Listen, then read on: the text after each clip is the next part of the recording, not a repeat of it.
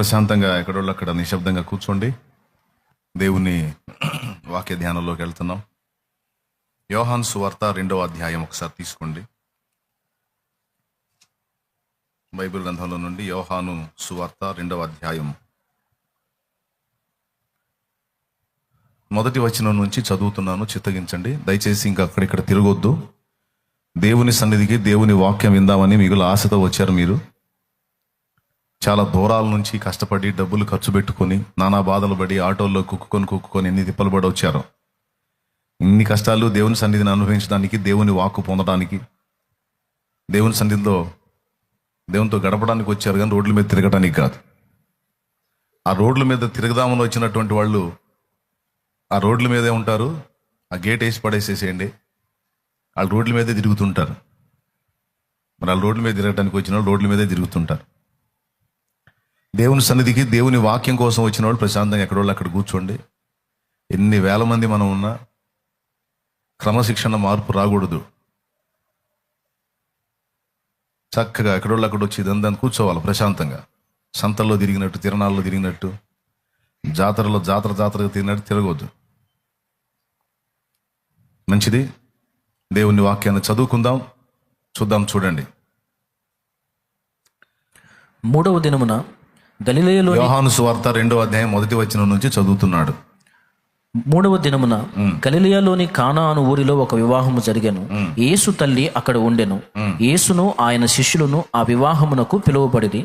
ద్రాక్షారసం అయిపోయినప్పుడు యేసు తల్లి వారికి ద్రాక్షారసం లేదని ఆయనతో చెప్పగా, యేసు ఆమెతో, అమ్మా, నాతో నీకేమి పని? నా సమయం ఇంకను రాలేదనెను. చాలు. చిన్న మాట ప్రార్థన చేసుకుని దేవుని నడిపింపును పొందుకుందాం. ప్రేమ కలిగిన మా మహాపరిశుద్ధ తండ్రి, ఘనుడవగు దేవా, నీకు స్తోత్రము. నీ దయాపూర్వక సంకల్పాన్ని బట్టి శుభవేళ ఈ ఆదివారం 2వ కూటంలోకి మమ్మల్ని అందరినీ తీసుకొచ్చిన విధానం కొరకు నీకు స్తోత్రము నాయన. ముందు కూటమిలో చాలా విషయాలు మాతో మాట్లాడావు.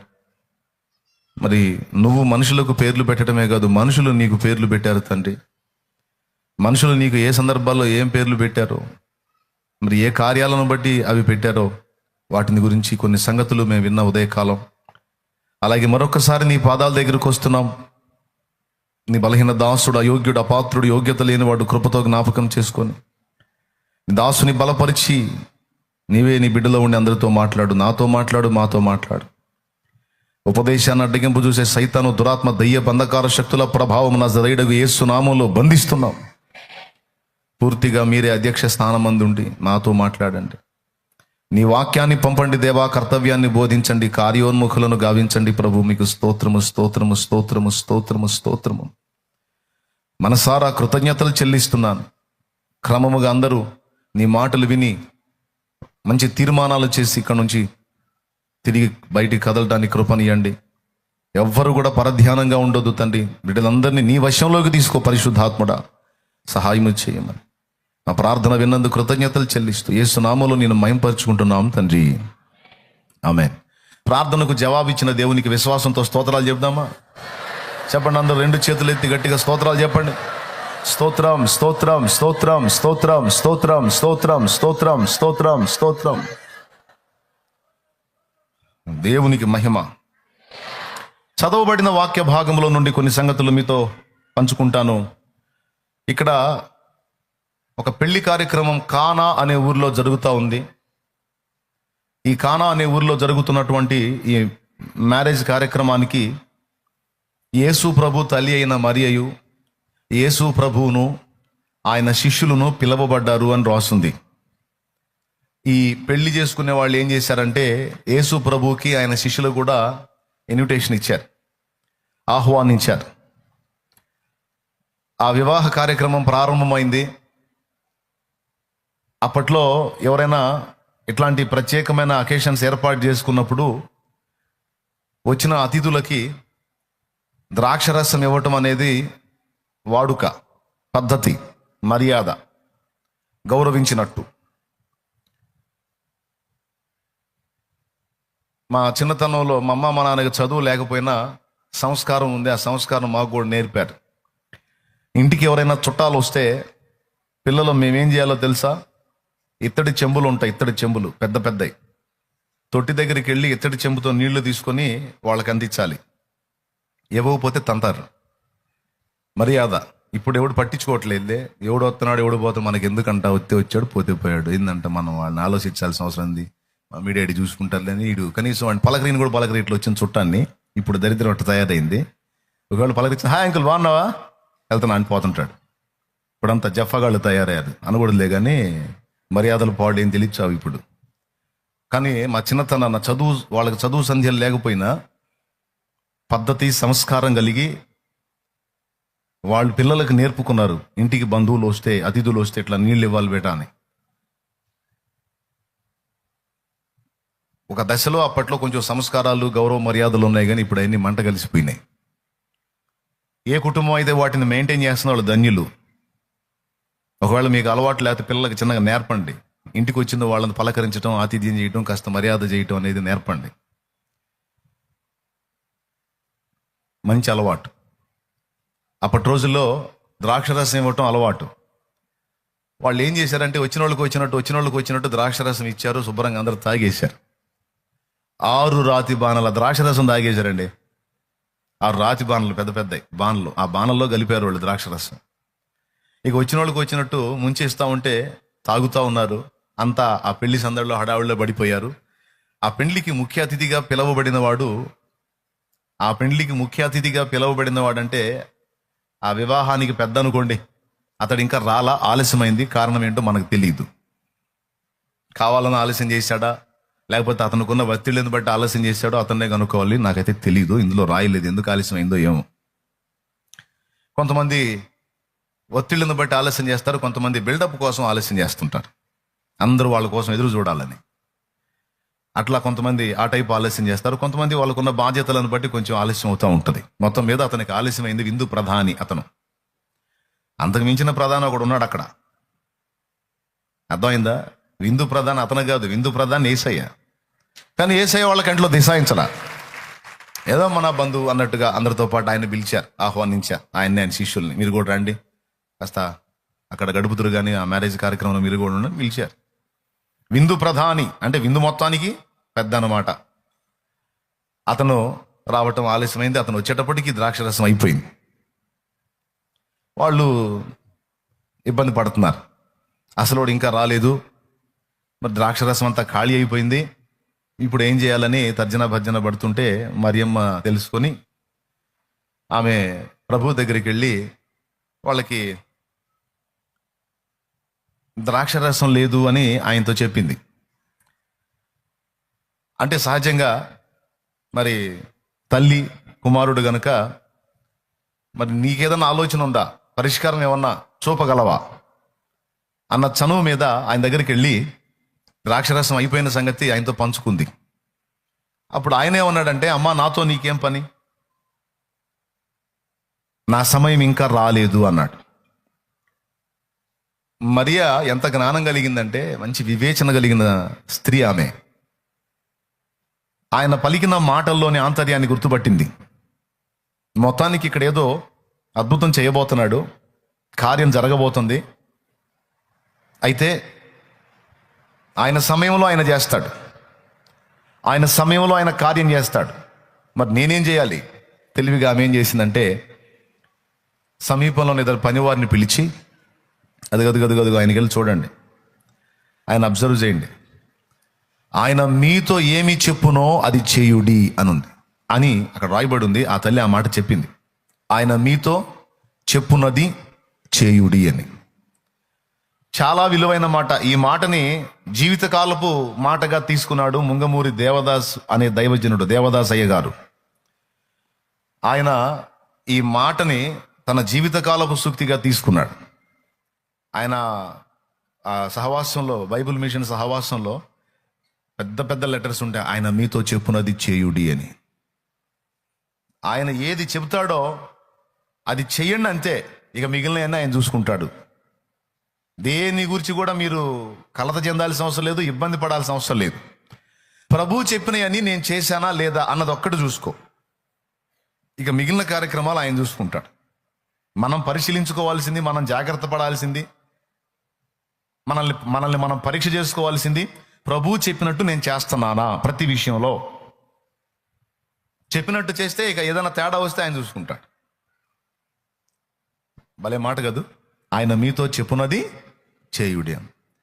అంటే చెప్పంది చేయొద్దు, చెప్పింది చెయ్యకుండా ఉండొద్దు. మీరు చెప్పండి, ఆయన మీతో చెప్పనిది చేయొద్దు, చెప్పింది చెయ్యకుండా ఉండొద్దు. ఏం చెప్తాడు అది చేయి. ఇక వాళ్ళిద్దరూ ఆయనకి వెళ్ళే చూస్తూ ఉన్నారు. ఈలోపు విందు ప్రధానం వచ్చే సమయం అయింది. కొంతసేపు అయిన తర్వాత యేసు ప్రభు వారిని పిలిచాడు. ఈ ద్రాక్షరసపు బాణలు ఉన్నాయి కదా, 6 బాణలు, ఈ బాణల్లో నీళ్లు నింపండి అన్నాడు. వాళ్ళు, అయ్యా ఈ నీళ్ల బాణలు కాదు, మీరు పొరపాటు పడ్డారు, అవి ద్రాక్షరసపు బాణలు అని అడ్డు చెప్పొచ్చు, చెప్పలా. నీళ్లు నింపండి అని ఆయన చెప్పాడు.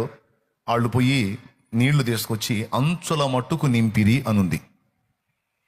అంచుల మట్టు కంటే 6 రాతి బాణాలు ఫుల్లుగా నింపేశారు నీళ్లు. ఈ లోపు విందు ప్రధాని వచ్చాడు. వాళ్ళు సాధారణంగా విందు ప్రధాన్ని ఆహ్వానించారు, కాకపోతే లోపల కంగారు పడుతున్నారు, ఎందుకంటే ద్రాక్షరసం లేదు.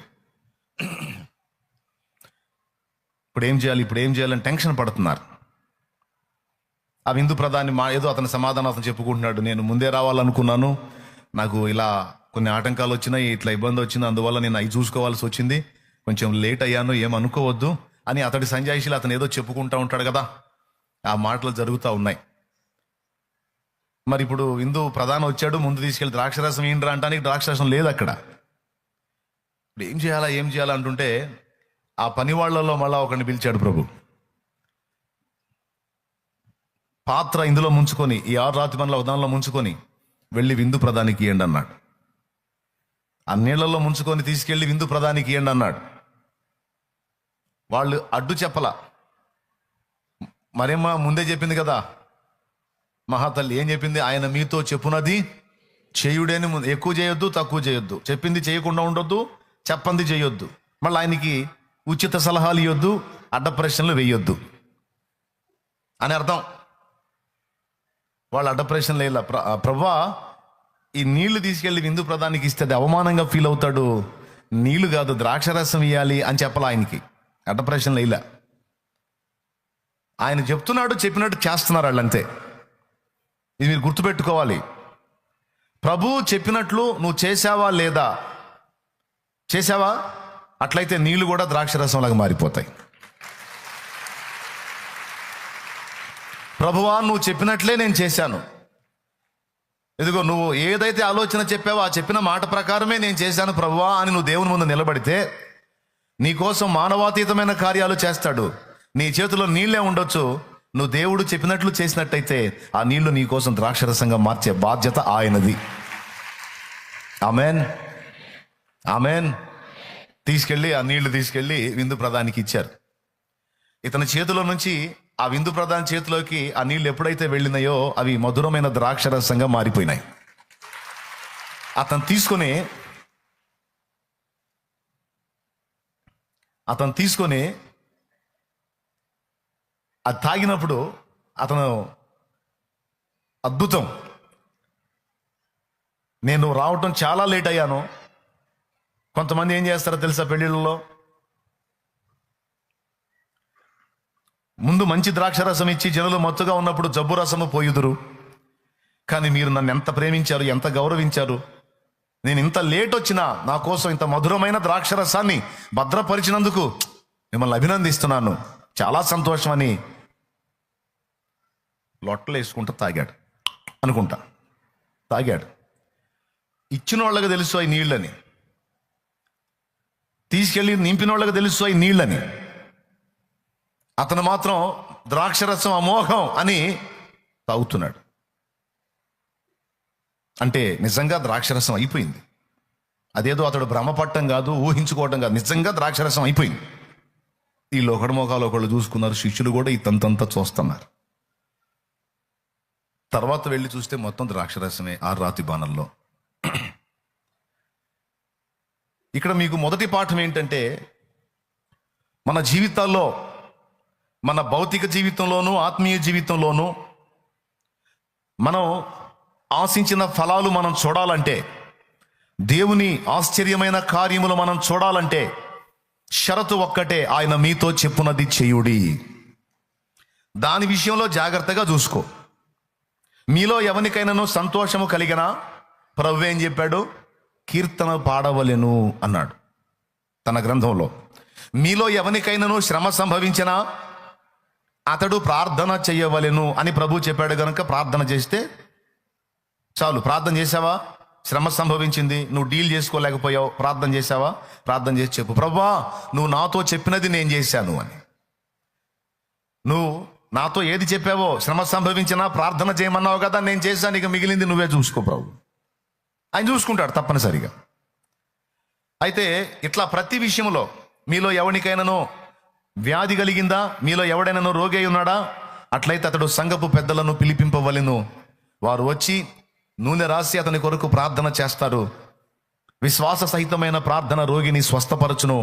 అతడు పాపములు చేసిన వాడైతే పాపములు క్షమింపబడును. ప్రభు అతన్ని లేపును. ప్రభు ఏం చెప్పాడు? మూడో మాట, సంతోషం కలిగిందా పాటలు పాడుకోమన్నాడు. శ్రమ కలిగిందా ప్రార్థన చేయి అన్నాడు. మీలో ఎవరికైనా రోగం కలిగిందా సంఘపు పెద్దలను పిలిచి, ఆత్మీయ నాయకుల్ని పిలిచి నూనె రాసి ప్రార్థన చేయించుకోండి, స్వస్థత కలిగిద్ది అన్నాడు. పాపాలు కూడా క్షమింపబడతాయి అన్నాడు. వారు వచ్చి వీరి కోసం ప్రార్థించినప్పుడు ప్రభు వారి పాపములు క్షమించి అతన్ని స్వస్థపరుస్తాడు, ఆ రోగిని. ఇలాగా ఏ ఏ సందర్భాల్లో ఏమేం చేయాలో మొత్తం చెప్పాడు తన గ్రంథంలో. ఆర్థిక పరంగా నీవు ఆశీర్వదించబడగోరుతున్నావా? అట్లయితే నీ రాబడి అంతట్లో నుండి నీవు వర్ధిల్లిన కొలది దేవుని పనికి తోడ్పాటు అందించు, నీ అభివృద్ధిని ఎవడో ఆపలేడని చెప్పాడు. అర్థమైందా? వెదజల్లి అభివృద్ధికి వచ్చేవారు కలరు, తగిన దానికన్నా తక్కువ ఇచ్చి లేమికి వచ్చేవారు కలరు అనే మాట కూడా ఉంది. వెదజల్లిన వాడు దేవుని పనిలో అభివృద్ధి పొందుతాడు. దేవుని కొరకు చేసే విషయంలో చెయ్యి కొరత చేసిన వాడు దారిద్ర్యంలోకి దిగిపోతాడు, లేమికి వచ్చే అవకాశం ఉంది అనే మాట గ్రంథంలో ఉంది. నేను చెప్పానా? అందులో ఉందా? రైట్. అలాగున ఆర్థిక విషయాల్లో కానీ ఆత్మీయ విషయంలో కానీ మనం ఏ సందర్భానికి ఎలా స్పందించాలో మొత్తం గ్రంథంలో ఆయన రాయించి పెట్టాడు భక్తుల ద్వారా. పాత నిబంధనలోనేమో నీ రాబడి అంతటిలో నుండి 10వ భాగము అన్నాడు. క్రొత్త నిబంధనలో పౌలు ద్వారా ఏమన్నాడో తెలుసా? తాను వర్ధిల్లిన కొలది ఒకడు తోడ్పాటు అందించవచ్చు దేవుని పనికి అన్నాడు. పాత నిబంధనలో అయితే ఓన్లీ ఇశ్రాయేలుకి ఇచ్చిన ఆజ్ఞ ఏంటంటే, మీ రాబడి అంతటిలో నుండి 10వ భాగము తెచ్చి నా మందిరపు నిధిలోనికి తీసుకొని రండి. మలాకి గ్రంథము 3వ అధ్యాయము 8వ వచనం. మానవుడు దేవుని యొద్ద దొంగిలునా, మీరు అనేక సార్లు నా యొద్ద దొంగిలిచూనే ఉన్నారు. దేని విషయములో మేము దొంగిలితిమని నీ యొద్ద దొంగిలితిమని మీరందరూ 10వ భాగమును ప్రతిష్టార్పణలను ఇయ్యక దొంగిలితిరి అన్నాడు. అంటే ఒక రకంగా చెప్పాలంటే దేవుని కొరకు కేటాయించాల్సిన దానిని మనం కేటాయించినప్పుడు మనం దొంగతనము చేసిన దాఖలాలోకి వస్తున్నాం అన్నది దేవుని వాక్యం ఇస్తున్న సాక్ష్యం. నేను నిన్ను 100 ఆశీర్వదించి అందులో 10 100 ఆశీర్వదించి 90 నీ దగ్గర పెట్టుకొని 10 నా మందిరపు నిధిలోనికి తీసుకొని రా అని నేను నీకు చెప్పా. ఎందుకు చెప్పా? చదువు. ఈ జనులు అందరూ నా యొద్ద దొంగిలిచూనే ఉన్నారు, మీరు శాపగ్రస్తులై ఉన్నారు. ఎంత భయంకరమైన మాట చూడండి. చదువు. నా మందిరములో ఆహారమును అదుగదుగో ఎందుకు తెమ్మన్నాడో అక్కడ చెప్తున్నాడు. నా మందిరములో ఆహారం ఉండునట్లు 10వ భాగం అంతయు మీరు నా మందిరపు నిధిలోనికి తీసుకొని రండి. దీన్ని చేసి మీరు నన్ను శోధించిన ఎడల. గమనించండి, దేని విషయంలో కూడా నన్ను శోధిస్తే చంపుతానన్న దేవుడు ఇక్కడ మీకు కలిగిన దానిలో నుండి నేను మిమ్మల్ని ఆశీర్వదించి మీకు 100 ఇస్తే అందులో 10 నా సన్నిధికి ఎందుకు? నా మందిరములో ఆహారం ఉండునట్లు. ఆయన మందిరములో ఆహారం ఎవరి కోసం? బేదలు, దీనులు, అంగహీనులు, విధవరాండ్రు, వ్యాధిగ్రస్తులు, దిక్కులేని వారు, అనాథలు, అభాగ్యులు, అనేక మంది దేవుని సన్నిధిని గాచుకుంటారు. అలాంటి వాళ్ళందరికీ అంత ఆహారం దొరికేదానికి నా మందిరంలో ఎప్పుడు సమృద్ధిగా ఆహారం ఉండాలి. ఈ మతోన్మాద దరిద్రులకి ఈ సంగతి తెలియదుగా.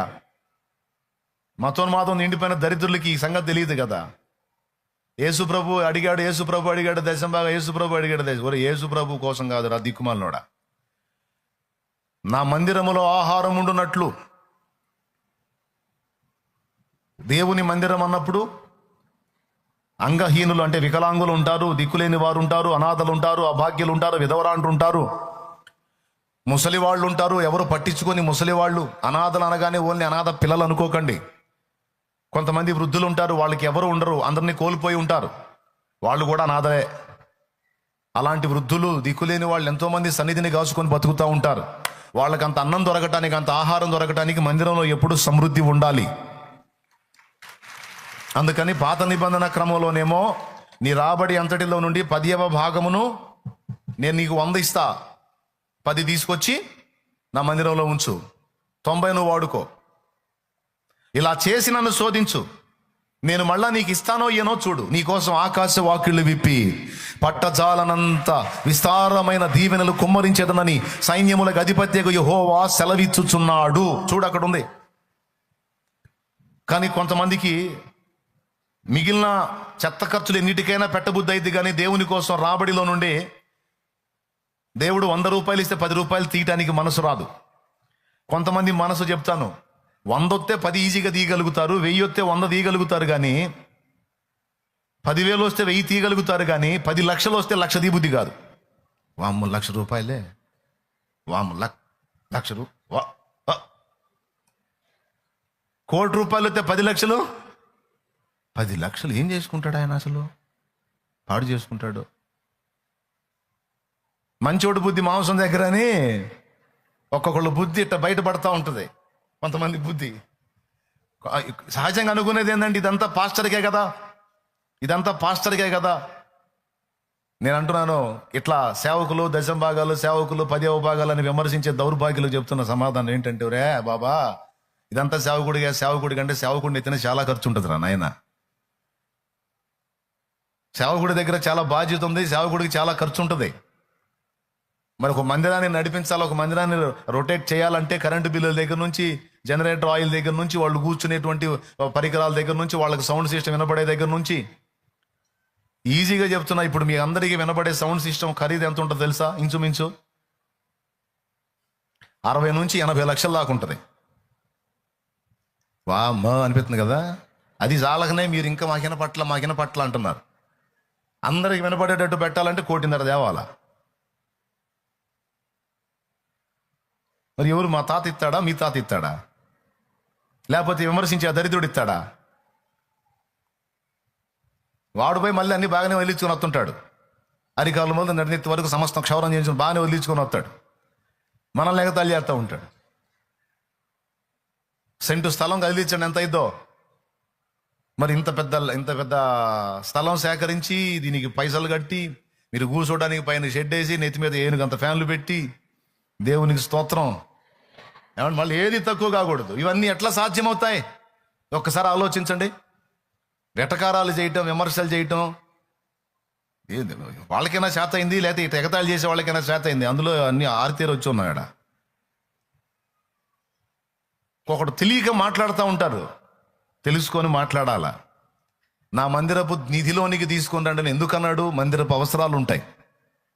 అది పాత నిబంధనలో చెప్పినటువంటి క్రమం. అది రాబడి అంతటిలో నుండి 10వ భాగం. క్రొత్త నిబంధనలో ఏం చెప్పాడో తెలుసా?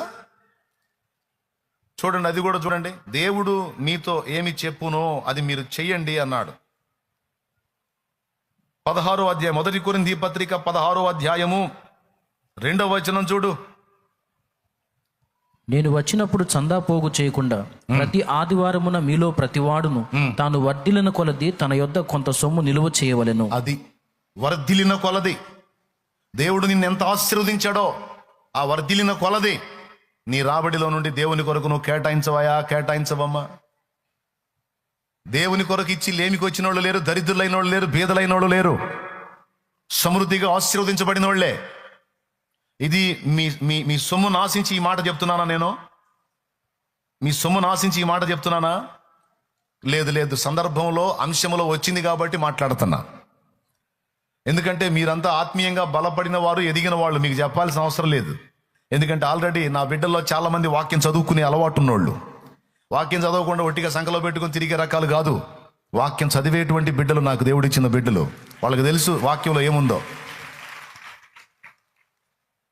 అయితే ఇక్కడ గమనించాల్సిన విషయం ఏంటంటే, ఆర్థిక విషయాల్లో కానీ, ఆత్మీయ విషయాల్లో కానీ, భౌతిక విషయాల్లో కానీ, ఎందులోనైనా సరే దేవుని వాగ్దానాలు మనం స్వతంత్రించుకోవాలి, దేవుడు చెప్పినవని మనం పొందుకోవాలంటే అసలు ముందు దేవుడు ఏం చెప్పాడో మనకు తెలిసి ఉండాలి. ఇంకా ఏం చెప్పాడో తెలుసా? పని చేసుకొని, పనివాడి చేత నీ పొలంలో పని చేయించుకొని, నీ ఇంట్లో పని చేయించుకొని వానికి కూలి ఇయ్యక బిగబట్టొద్దు అన్నాడు యాకోబు రాసిన పత్రిక 5లో. వానికి కూలి ఇయ్యక నువ్వు బిగబడితే ఆ కూలి దేవునికి మొర్ర పెడతదట. తెలుసా మీకు? మీరు బిగబట్టిన కూలి, కష్టజీవి పొట్టగొట్టి బిగబట్టి దాచిపెట్టావే, ఆ కూలి మొర్ర పెట్టిద్దంట దేవునికి. దేవా, వీడు నన్ను బంధించాడు, నేను వీడికి చెందిందాన్ని కాదు, నేను వాడి కష్టార్జితాన్ని. చదువు 5వ అధ్యాయం 4వ వచనం. ఇదిగో మీ చేలు కోసిన పనివారికి, ఇదిగో మీ చేలు కోసిన పనివానికి ఇయ్యక మీరు మోసముగా బిగబట్టిన కూలి మొర్ర పెట్టుచున్నది. మీ కోతవారి కేకలు సైన్యములకు అధిపత్యకు ప్రభు యొక్క చెవులలో చొచ్చి ఉన్నవి. ఇవన్నీ సీరియస్ మాటలేగా, ఏం తక్కువ ఇవి. చాలా స్పష్టంగా దేవుడు మాట్లాడుతున్నాడు. ఎట్లాగా పని చేయించుకున్న వానికి ఖచ్చితంగా వాని కూలి వానికి ఇవ్వాలి. నీ దగ్గర పని చేసినోడి కష్టార్జితాన్ని నువ్వు బిగబట్టొద్దు, మోసంగా దరిద్రుడు అవుతావు. ఓకేనా? ఇట్లా చాలా విషయాల్లో దేవుడు మనం ఎలా ఉండాలో ఎలా ఉండకూడదో చెప్పాడండి. బైబిల్ చదివితే అర్థమైంది, లేదా వాక్యం జాగ్రత్తగా వింటంటే అర్థమవుతూ ఉంటుంది. విన్నప్పుడే తీర్మానం చేసుకొని, అమ్మో ఇంతకుముందు ఈ దరిద్రం నా దగ్గర ఉంది, ఇక నుంచి ఇలా చేయకూడదు అని జాగ్రత్త పడాలి. వరుసగా చెప్పుకుంటూ వస్తున్నా. సంతోషం కలిగిందా? సినిమాకు పోవాలి అని చెప్పాడా? మరి ఏం చెప్పాడు? మీలో ఎవరికైనా సంతోషము కలిగినా అతడు కీర్తన పాడవలెను, మీలో ఎవరికైనాను శ్రమ సంభవించినా అతడు ప్రార్థన చేయవలెను. అలాగే మీలో ఎవడైనాను రోగి ఉన్నాడా, సంఘపు పెద్దలను పిలిపించి నూనె రాసి ప్రార్థింపవలెను. విశ్వాస సహితమైన ప్రార్థన రోగిని స్వస్థపరచు. నీవు సమృద్ధిగా ఆశీర్వదించబడగోరుతున్నావా? నీ రాబడిలో నుండి 10వ భాగమును నా మందిరపు నిధిలోనికి తీసుకుంటా. నా మందిరపు నిధిలోనికి, ఎందుకంటే నా మందిరంలో ఆహారం ఉండాలి, మందిర అవసరతలు కూడా దానిలో నుండే తీర్చబడాలి. కొంతమంది మనసు 100 అయితే 10 ఈజీ, 1000 అయితే 100 ఈజీ, 10,000 అయితే 1000 ఈజీ, 10 లక్షలు అయితే 1,00,000 మనసు రా. ఆ మనసు రాని బ్రతుకులు ఈ లక్షలోపే ఆగిపోతాయి. 10 లక్షలైనా సరే, కోటైనా సరే, ఇది దేవుని పనికి, దేవునిది ఇది అని ధైర్యం చేసి కేటాయించే వ్యక్తులు ఎవరైతే ఉంటారో వారి అభివృద్ధి అంతకంతకు వర్ధిల్లుతూ ఉంటుంది. అది నేను చెప్పాలా? వాక్యం. నాకు ఇచ్చి నన్ను పరిశోధించండి అన్నాడు. దేవుడు అన్యాయస్తుడు కాడు, మాట ఇచ్చి తప్పేవాడు కాడు. దేవునికి స్తోత్రం. ఒకసారి నిజంగా నేను నిజంగా చేశా. నా జేబులో 100 రూపాయలు ఉంది. ఆ వారం ఆ 100 రూపాయలతో నేను నడపాలి. మీరు నమ్మండి నమ్మకపోండి, నేను నిజం చెబుతున్నా. సేవారంభపు తొలి దినాలు నేను వేరే మందిరానికి వెళ్ళి మోకాళ్ళుని ప్రార్థన చేస్తున్నా. నా జేబులో 100 ఉంది. ఈ 100 రూపాయలతో నేను 6 దినాలు గడపాలి. మళ్ళీ ఆదివారం వచ్చిన దాకా నేను ఈ 100తో గడపాలి. పూర్తికాల సేవకు వచ్చాను. కుటుంబం పెద్దది, పిల్లలు ఉన్నారు, మొత్తం దీంతోనే దొరలాలి. నా దగ్గర ఉంది ఎంత? 100. రోజుకి 20 రూపాయలు పచ్చడి ఖర్చు తీసేసినా కూడా ఎన్ని రోజులు వచ్చింది? 5 రోజులే వచ్చింది. 6వ రోజు కష్టం. నిజంగా ఈయన ఇవన్నీ పడ్డాడంటావని కొంతమంది డౌట్. ఇప్పుడు చూసి అట్టు అనుకుంటారు. మీకు దండం పెడతాను, అలాంటి అనుభవాల్లో కూడా తెచ్చాడు దేవుడు నన్ను. అలా చెక్కుకొచ్చాడు మహానుభావుడు నన్ను. పేదరికం యొక్క అట్టడుగు స్థితిని చూపించాడు. అలాగే ఒక ఉన్నత స్థితిలో ఉన్నవాడు పొందే అనుభవాలు కూడా చూపించాడు దేవుడు. దేవునికి స్తోత్రం. గట్టిగా చెప్పండి. చూపించాడు దేవుడు. సైకిల్ లేకుండా కాలినడకం తిరిగిన అనుభవాలు చూపించాడు. విమానం కూడా ఎక్కించి తిప్పాడు. 2 చూపించాడు. నేను మోకాళ్ళుని ప్రార్థన చేస్తా ఉన్నాను. సడన్గా నాకు నా జేబులో ఉన్న 100 గుర్తొచ్చింది. వేరే మందిరం దగ్గరికి వెళ్ళి ప్రార్థనలో ఉన్నాను నేను. సడన్గా నాకు గుర్తొచ్చింది. అయినా టెస్ట్ చేద్దాం దేవుడు ఏం చేస్తాడో అని సాహసం చేశా. ఆ 100 తీసి అక్కడ హుండి ఉంటే అందులో వేసా. ఇప్పుడు నాకు ఎవడు అప్పు లేడు వచ్చి నేను పోయి వసూలు చేసుకోవడానికి. నాకు ఇచ్చే అవసరం ఎవరికి లేదు. ఇప్పుడు నా దగ్గర ఉన్నదంతా కూడా దేవుని సన్నిధిలో వేసా. ఇప్పుడు దేవుడు ఎట్లా చేస్తాడో చూడాలని నిలబడ్డా. కూర్చున్నా, ప్రార్థన చేసి కూర్చున్నా. ఎందుకంటే ఎక్కడ ఛాన్స్ ఇవ్వని దేవుడు ఇక్కడ ఛాన్స్ ఇచ్చాడు. నాకిచ్చి నన్ను శోధించమనే మాట ఇక్కడ వాడాడు గనక అసలు ఎట్లా చేస్తాడో చూద్దామని కొంచెం ఆత్మీయ జీవితపు తొలి అడుగులు కదా ట్రైల్ వేశా. ఆయన దాన్ని సీరియస్గా తీసుకున్నాడు. 100 రూపాయలు నా జేబులో ఉంది, అందులో వేసి కొంచెం ప్రార్థన చేసుకుని ఆ మెట్లు దిగి బయటకు వచ్చా. బయట ఒక దైవజనుడు నిలబడి ఉన్నాడు, మరో దైవజనుడు. నేను దాటి వెళ్ళిపోతా ఉంటే నన్ను పిలిచి నా చేతిలో ఒక కానుక పెట్టాడు. పర్లేదండి అంటే కాదు తీసుకొని చేతిలో కానుక పెట్టాడు. ఆయన ఆ టైంలో రాడు, ఆయన ఆ కానుక పెట్టాల్సిన అవసరం కూడా ఆయనకి లేదు. కానీ ఎందుకు వచ్చాడో అప్పుడు అక్కడికి వచ్చాడు. ఆయన నన్ను పిలిచి నా చేతిలో 500 ఉంచాడు.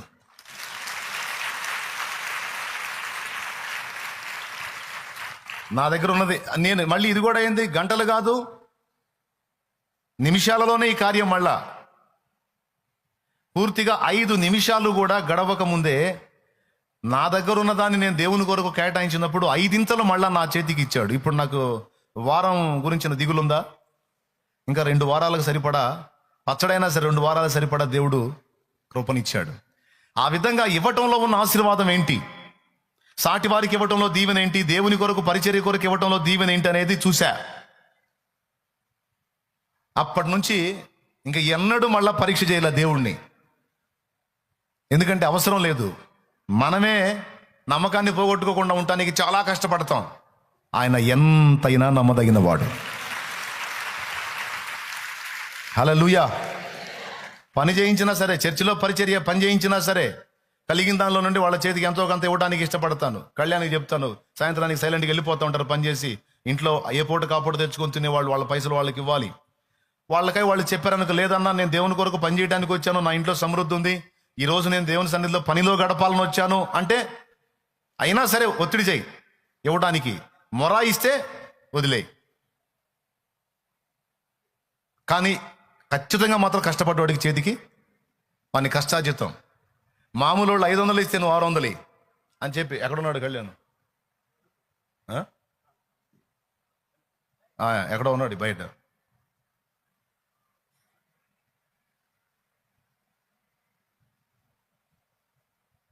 నేను చెప్పానో లేదో అడగండి, సాక్ష్యం.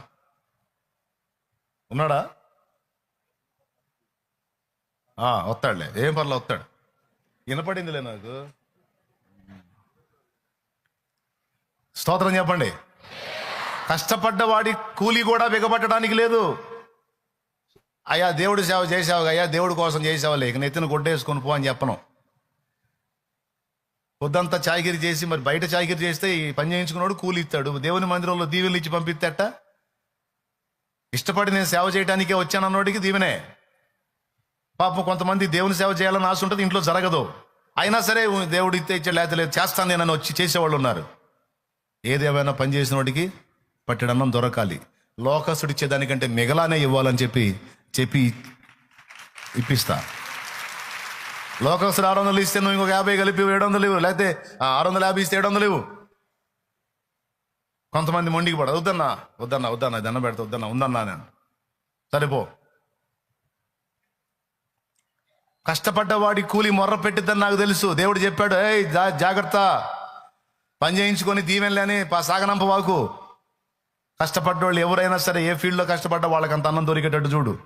ఇంకా చెప్పాలంటే సన్నిధిలో కష్టపడకపోయినా నా ఇంట్లో జరగట్లేదన్నా అని ఎవరు వచ్చినా ఉన్నదానిలో అంత ఆహారం దొరికేటట్టు చూడమని చెప్పాడు నా తండ్రి నాకు. ఉన్నదానిలోనే భేదాబిక్కిని కనిపెట్టో.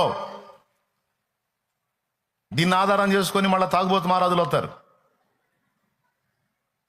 అక్కడ మళ్ళీ దేవుని వాక్యమే చెప్పింది, మీరు ప్రేమ కలిగి ఉంటే మంచిదే, కానీ మీ ప్రేమ తెలివితో కూడిందై ఉండాలి, సోది ప్రేమ ఉండకూడదు. మళ్ళీ అక్కడ వివేచన చేసి ఈడు మామూలుడా మందు బాబా పరీక్ష చేసి ఇస్తాం. ఎందుకంటే చాలాసార్లు గ్యాంబ్లింగ్ చేశారు, అందుకని. దేవునికి స్తోత్రం. యథార్థంగా నిజాయితీ నిజంగా ఇంట్లో కఠినమైన పరిస్థితుల్లో ఉండి అది జెన్యూన్ అయితే తప్పకుండా తోడ్పాటు అందిద్ది. ఇక్కడే కాదు, తండ్రి సన్నిధి బ్రాంచులు అన్నింటిలో ఇలానే ఉండాలని నేను నా తమ్ముళ్ళకి చెప్పా. నేను చెప్పిన మాట నా తమ్ముళ్ళైన సేవకుళ్ళు తీసుకుంటే ఆ సంఘాలు కూడా సమృద్ధితో దీవించబడతాయి, వర్ధిల్లుతాయి. పిసిని కొట్టేవారం పేనాసేవారం చేశారనుకో, వాడు ఆడే కూర్చుంటాడు. దరిద్రానికి బ్రాండ్ అంబాసిడర్ లాగా ఆడే కూర్చుంటాడు. పాస్టర్ కూడా చెబుతున్నా, పాస్టర్ అయినా సరే పిసిని బుద్ధి, పేనాసి కొట్టు బుద్ధి, పిసినారు బుద్ధి, ఈ పనికిమాల బుద్ధి పెట్టుకొని మెతుకుపోతే బతుకుపోయిద్ది అన్నట్టుగా దాచి పెట్టుకున్నాడా, వాడికి అంతే అక్కడే కూర్చుంటాడు. వాడు అభివృద్ధి చెందడు, ముందుకెళ్ళడు, ఆ సంఘం వృద్ధి చెందదు, ఆ సన్నిధిలో ఫుడ్ కూడా ఉండదు గ్యారంటీ ఇస్తా. అట్లా కాకుండా బిడ్డలు తీసుకొచ్చింది బిడ్డలకే దాచిపెట్టి వాళ్ళకి లేమి కొదువ కొరత కలిగి ఉంటే వాళ్ళకంత ఆహారం ఇచ్చుకుంటా, ఆదరించుకుంటా, ధైర్యపరుచుకుంటా, ప్రోత్సహించుకుంటా, సంఘం అంటే సంఘము కాదు, ఇది ప్రేమ కలిగిన కుటుంబం, దేవుని కుటుంబం అన్న సాక్ష్యాన్ని నిరూపించే విధంగా పరిచర్య చేస్తే దూసుకెళ్ళిపోద్ది ఆ సంఘం. ఎక్కడో అడవిలో ఉన్నా సరే వర్ధిల్లి దేశనామం. పక్క పీనాశవారం చేశారనుకో, పాస్టర్ అయినా సరే ఇక దరిద్రానికి బ్రాండ్ అంబాసిడర్ అనమాట మనోడు. వెళ్ళిపోతాడు, దారిద్ర్యపు రేఖ దిగువకి వెళ్ళిపోతాడు. ధాతృత్వంతో త్యాగబుద్ధితో సమర్పణతో ఏ హృదయాలైతే ఉంటాయో వాళ్ళు ఖచ్చితంగా వర్ధిల్లుతారు. మాట తప్పని దేవుడు నా దేవుడు. ఇట్లా చాలా విషయాలు చెప్పాడు ఆయన. మీతో చెప్పునది, చెప్పండి పెద్దగా, విధవరాలిని చిన్న చూపు చూడొద్దు. విధవరాలు భర్త లేనిది, ఆమె పక్షాన వాదించేవాడు ఎవడు లేడని ఆమె సొమ్ము గాజేయాలని చూడొద్దురా. అలాంటి పని చేశావంటే నువ్వు పోతావు, మేవిడ విధవైద్ది అని చెప్పాడు బైబిల్లో. ఏది నవ్వుతారు, నిజం. ఆయన మీతో చెప్పున్నది జాగ్రత్త పడండి. మరేం చేయమన్నాడు? విధవరాండ్రను ఆదరించమన్నాడు, వాళ్ళకంత సాయం చేయమన్నాడు, వాళ్ళకు న్యాయమైన తీర్పు తీర్చమన్నాడు, వాళ్ళని దుఃఖ పెట్టొద్దన్నాడు. వాళ్ళనే కాదు, దిక్కులేని పిల్లలను కూడా. దిక్కులేని పిల్లల సొమ్ముగా చేస్తారు కొంతమంది, వాళ్ళ పక్షాన వాదించేవాడు ఉండడుగా. మా బావగారు యాక్సిడెంట్ కేసులో చనిపోయాడు. ఆయన చనిపోతే పోలీస్ కేసు అయింది. కేసు అయితే ఒక లాయర్కి అప్పచెప్పాం, పుణ్యాత్ముడికి అప్పచెప్పాం. దాదాపు పెద్ద మొత్తంలో రావాలి, ఎందుకంటే ఆయనకు తగిలిన బండి పెద్దది, దానికి వచ్చే ఇన్సూరెన్స్ తాలూకా పైసలు చాలా ఉంటాయి. అజయ్ వాళ్ళ నాన్న ఆయన నిధించినప్పుడు ఆ యాక్సిడెంట్ కేసు ఒక లాయర్ తీసుకున్నాడు. పుణ్యాత్ముడు ఇంతవరకు మళ్ళీ మాకు న్యాయం చేయలే. వాళ్ళు పెళ్ళిళ్ళు అయ్యి వాళ్ళ పిల్లలు కూడా పుట్టారు. ఇప్పుడు తల్లిదండ్రి ఇద్దరిని కోల్పోయిన వాళ్ళు ఎవరండి? మరి అనాథల సొమ్ము దోచుకుంటే వాడెట్ట బాగుపడతాడండి? వాడు శాపగ్రస్తుడు గాడా? వాడి సంతతి శపించబడదా? వాడు ఇట్లాంటి వాళ్ళ నోళ్లు కొట్టి తీసుకెళ్లి పెడితే వాడెట్ట బాగుపడతాడు, వాడెట్ట దీవించబడతాడండి, వాడెట్ట వర్ధిల్లుతాడండి? నేను చెబుతున్నా, ఏ ఫీల్డ్లో ఉన్న వాళ్ళకైనా ప్రేమతో చెప్తున్నా, జాగ్రత్త. ఇవన్నీ దేవుడే చెప్పి రాయించాడు గ్రంథంలో. దిక్కులేని పిల్లలను, విధవరాండ్రను మీరు బాధ పెట్టకూడదు అన్నాడు. చెప్పండి, ఆయన మీతో చెప్పునది. ఆ నేమ్ కింద ఈ మ్యాటర్ అంతా రాసుకోవాలన్నమాట. భర్త లేనిది, దిక్కు లేనిది, ఈమె మీద దౌర్జన్యం చేసి ఎవడు వస్తాడు ఏమో పక్షంగా అనుకుని ఒక్కొక్కడు ఈ విధవరాండ్ర మీద ఒంటికాల మీద పోతాడు. నేను చెబుతున్నా, దబక్కని చేస్తాడు వాడు. మళ్ళీ ఏదో తగిలిదని కూడా కాదు, దబక్కని చేస్తాడు.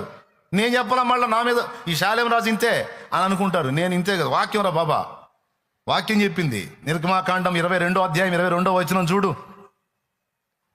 నిర్గమాకాండం 22వ అధ్యాయం 22వ వచనం చూడు, ఉందో లేదో చూడు. విధవరాలినైనను, అద్దుగద్దుగద్దుగో, దిక్కులేని పిల్లలనైనను బాధ పెట్టకూడదు. వారు నీ చేత ఏ విధముగానైనను బాధ నొంది నాకు మొర్ర పొట్టిన ఎడల నేను నిశ్చయముగా వారి మొరను విందును. అసలు డౌటే లేదురా, వాళ్ళు ఏడిశారంటే నేను వింటానన్నాడు. అయ్యో దేవుడా అన్నారంటే అయిపోయిందే. ఎంతమంది అంటున్నారు? మీ వదిన విధవరాలని, మీ అన్న లేడని, మీ వదిన మీ అన్న పొలానికి జరుగుతున్నావా? పుటిక్కిని చేస్తావు, అడుగు జరిగినా చేస్తావు, గ్యారంటీ. గుండె జారిపోయిందా? ఇంకోసారి రాబుద్ది కావట్లేదు, రావాకు. కానీ నేను చెప్పే మా పక్క వాక్యంలో ఉంది, ఎందుకంటే ఇంకా పూర్తిగా చదువు. నా కోపాగ్ని రవులు కొని మిమ్మల్ని కత్తి చేత చంపించేదను, మీ భార్యలు విధవరాండ్రగుదురు, మీ పిల్లలు దిక్కులేని వారగుదురు.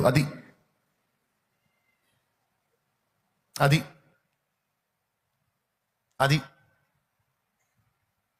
మా చిన్నమ్మకి భర్త లేడు, నోరు లేనిది, ఒక అరెకరం జరిగినా పర్వాలేదులే, పొర్రపాటును కూడా చేయకూడదు ఆ పని. ఇట్లాంటి పరిస్థితులు ఉంటాయి. అందుకనే చెబుతున్నాను నేను, అవసరమైతే దేవుడిని బట్టి నీదొక అడుగు వదిలిపెట్టు. నీదొక అడుగు వదిలిపెట్టు, నా తండ్రి నీకు 10 అడుగులు కలిసేటట్టు చేస్తాడు. ఎకరాలు ఇస్తాడు అవసరమైతే. అది ఇటు బుద్ధి మంచిదిరా, ఇటు అవసరమైతే విధవరాండ్రను ఆదరించే మనసు కలిగినోడు అంటే అవసరమైతే ఎకరాలు ఇస్తాడు నా తండ్రి నమ్మకమైన తండ్రి. దిక్కులేని వాళ్ళని, విధవరాండ్రని, భర్త లేని వాళ్ళని ఆదరించో, సాయం చేయి. వాళ్ళది దోచుకోవడానికి చూడొద్దు. నోరు లేనోళ్ళు కదా, అడగరు కదా అని అన్యాయం చేయడానికి చూడొద్దు. ఆ ఉసురు కొట్టిందంటే పాడెక్కటమే. స్తోత్రం. కొట్టిస్తా అన్నాడు ఏడా, అందుకని చెబుతున్నా.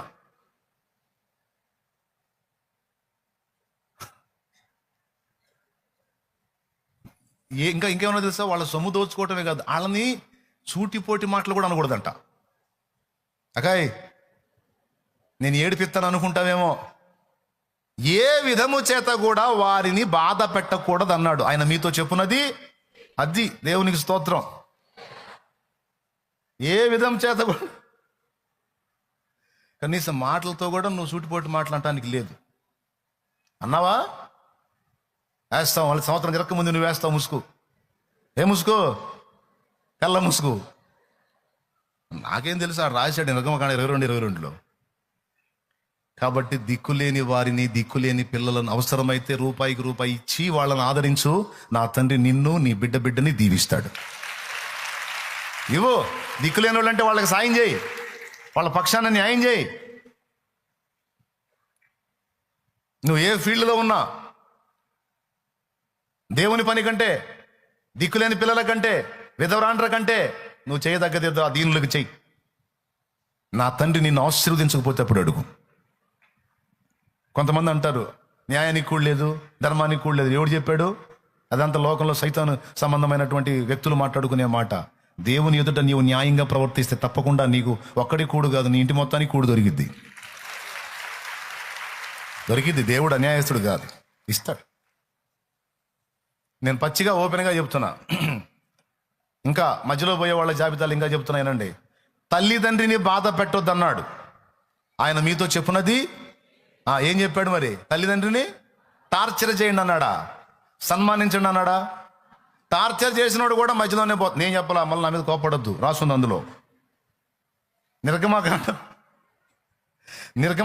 20వ అధ్యాయం 10 ఆజ్ఞల్లో 4వ ఆజ్ఞ ఏందో చూడు. 12వ వచనం. 10 ఆజ్ఞల్లో 4వ ఆజ్ఞ ఏందో చూడబాయ్. నీ దేవుడైన యెహోవా నిర్గమాకాండం 20వ అధ్యాయం 12వ వచనం. నీ దేవుడైన యెహోవా నీకు అనుగ్రహించు దేశములో నీవు దీర్ఘాయుష్మంతుడు వగునట్లు. దీర్ఘాయుష్మంతుడు కావాలంటే నీ తండ్రిని, నీ తల్లిని సన్మానించుము. మధ్యలో సావాలంటే చెప్పు. మధ్యలో సావాలంటే నీ తల్లిని, తండ్రిని టార్చర్ చేయి, పుట్టిక్కిన పోతావు. స్తోత్రం. అది అట్లొద్దా? దీర్ఘాయుష్మంతుడిగా బతకాలనుకున్నావా? వాళ్ళని టార్చర్ చేయొద్దు.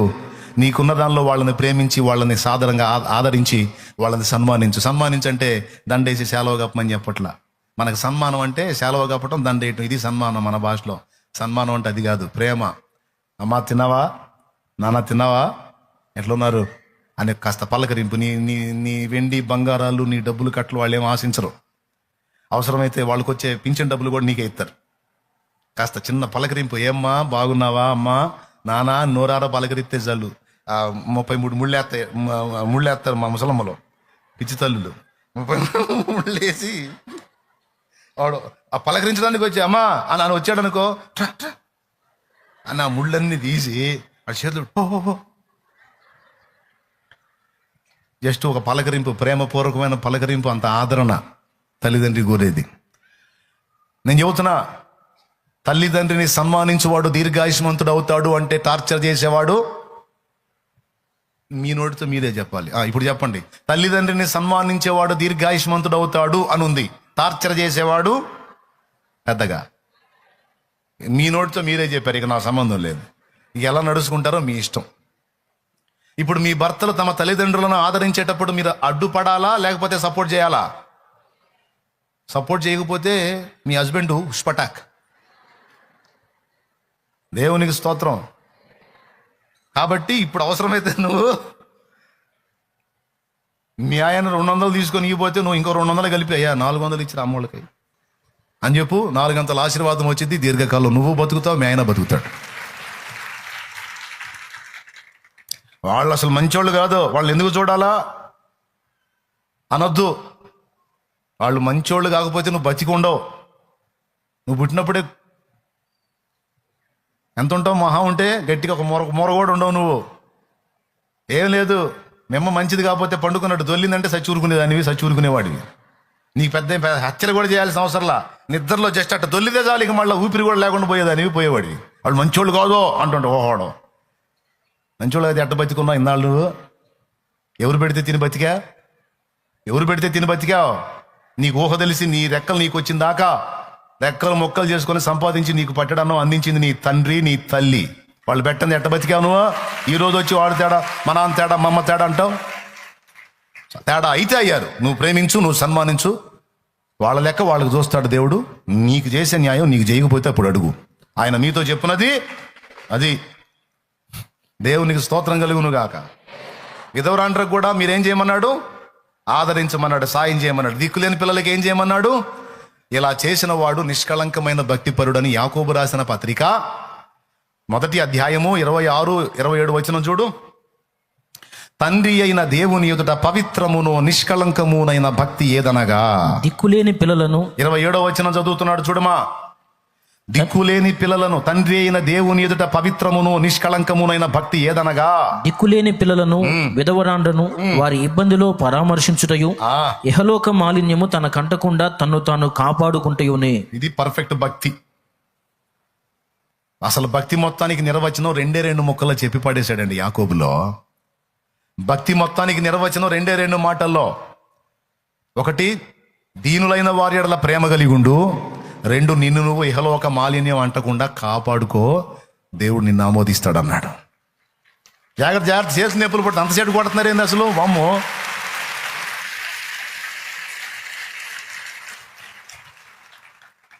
రెండు మాటలు. తండ్రి అయిన దేవుని ఎదుట పవిత్రమును నిష్కళంకమునైన భక్తి ఏదనగా, దిక్కులేని పిల్లలను, విధవరాండ్రను వారి ఇబ్బందిలో పరామర్శించుట, ఇహలోక మాలిన్యము తనకు అంటకుండా తనను తాను కాపాడుకొనుటయే. అది భక్తికి నిర్వచనం. కాబట్టి ఇప్పుడు వాళ్ళని టార్చర్ చేస్తే శాల్తీ లేచిద్దంటే, వాళ్ళని ఆదరిస్తే, వాళ్ళకున్నంతలో సాయం చేస్తే, ఇప్పుడు దీన్ని ఆధారం చేసుకున్న ఒకడు వస్తాడు నా దగ్గరికి, విధవరాండ్రను ఆదుకోమన్నావు అన్నయ్య, అందుకని నేను ఇంకొక ఇల్లు తీసుకున్నాను అన్నయ్య, నువ్వు చెప్పిన మాటను బట్టి విధవరాల కోసం ఇంకొక ఇల్లు తీసుకోవరే, నీకు దండం పెడతా, నీ ప్రేమ తగలయ్యా, దేవునికి స్తోత్రం సహోదరుడా అంటా నేను. అయ్యా మామూలుగా ఆదరించు కానీ ఏకంగా కుంపట పెట్టి ఆదరించమని చెప్పాల నేను. వెంటనే పెద్ద మనసు వచ్చింది ఒక్కొక్కడికి వచ్చి, నేను ఇల్లు తీసుకున్నాను అన్నయ్య, ఆదరించమని చెప్పాక ఆ రోజు ఆదివారం దేవుడు నాతో మాట్లాడాడు, అందుకని నేను అసలు దగ్గరికి తీసేశాను అన్నయ్య. వద్దయ్యా, వద్దమ్మా, అంత త్యాగం వద్దయ్యా, అంత త్యాగం వద్దు. నీకుంటే అక్క అనుకోనో చెల్లి అనుకోనో అంత సాయం చేయి. వందనాలు. అక్క అనుకోనో చెల్లి అనుకోనో తల్లి అనుకోనో అంత సాయం చేయి. అంతేగాని మళ్ళీ ఇల్లు అద్దెకి తీసుకొని పెట్టి పెద్ద మనసుతో వద్దమ్మా, అంత సాయాలు వద్దు. క్లియర్గా అర్థమైంది అనుకుంటాను. పచ్చిగా దేవునికి స్తోత్రం. ఇంత మ్యాటర్ నేను ఎందుకు చెప్పానంటే, ఆయన మీతో చెప్పున్నది ఏమేం చెప్పాడంటే, ఇట్లా ఇన్ని చెప్పాడు. బైబిల్ చూసుకోవాలా. ప్రతి విషయంలో మాట్లాడాడు. కూలివాడి డబ్బు బిగబట్టొద్దు అన్నాడు. అవసరమైతే ఇంకాస్త కలిపివు, దీవించబడతావన్నాడు. తృప్తి చెందాలి కష్టజీవి. 650 అయితే నీ దగ్గర కలిగిన వాడు అయితే ఇంకొక 50 కలిపివో. సంతోషంగా పోతాడు. పోతా ఏమనుకుంటాడు తెలుసా? ఎట్టంటాడు, ఇంకా 4 ఇల్లు కడితే బాగుండు దేవుడా అనుకుంటాడు. నువ్వు 650 రూపాయలు 700 రూపాయలు కూలికి నువ్వు 600 ఇచ్చావనుకో, ఈ దరిద్రుడు ఇంటికి ఇంకోసారి రాకూడదు, ఇది పిలిచినా రాకూడదు అనుకుంటాడు. ఇది శాపం వచ్చింది. ఒక 10 రూపాయలు, ఒక 50 రూపాయలు కలగా కలిపిచ్చావనుకో, బా టంటోడు 4 ఇల్లు కట్టాలి దేవుడా అనుకుంటాడు. అవన్నీ ఊరకబావు. ఖచ్చితంగా ఆశీర్వాదాలు వస్తాయి మనకి.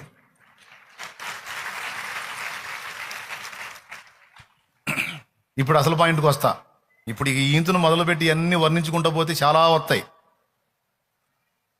భర్త విషయంలో, భార్య విషయంలో ఏం చెప్పాడో చేయాలా, పిల్లల విషయంలో ఏం చెప్పాడో చేయాలా, సమాజం విషయంలో ఏం చెప్పాడో చేయాలా, దేవుడి విషయంలో ఎలా ఉండమన్నాడో చేయాలా. ఇలా ప్రతి విషయంలో మనం ఏ విధంగా ప్రవర్తించాలో మొత్తం చెప్పాడు గ్రంథంలో.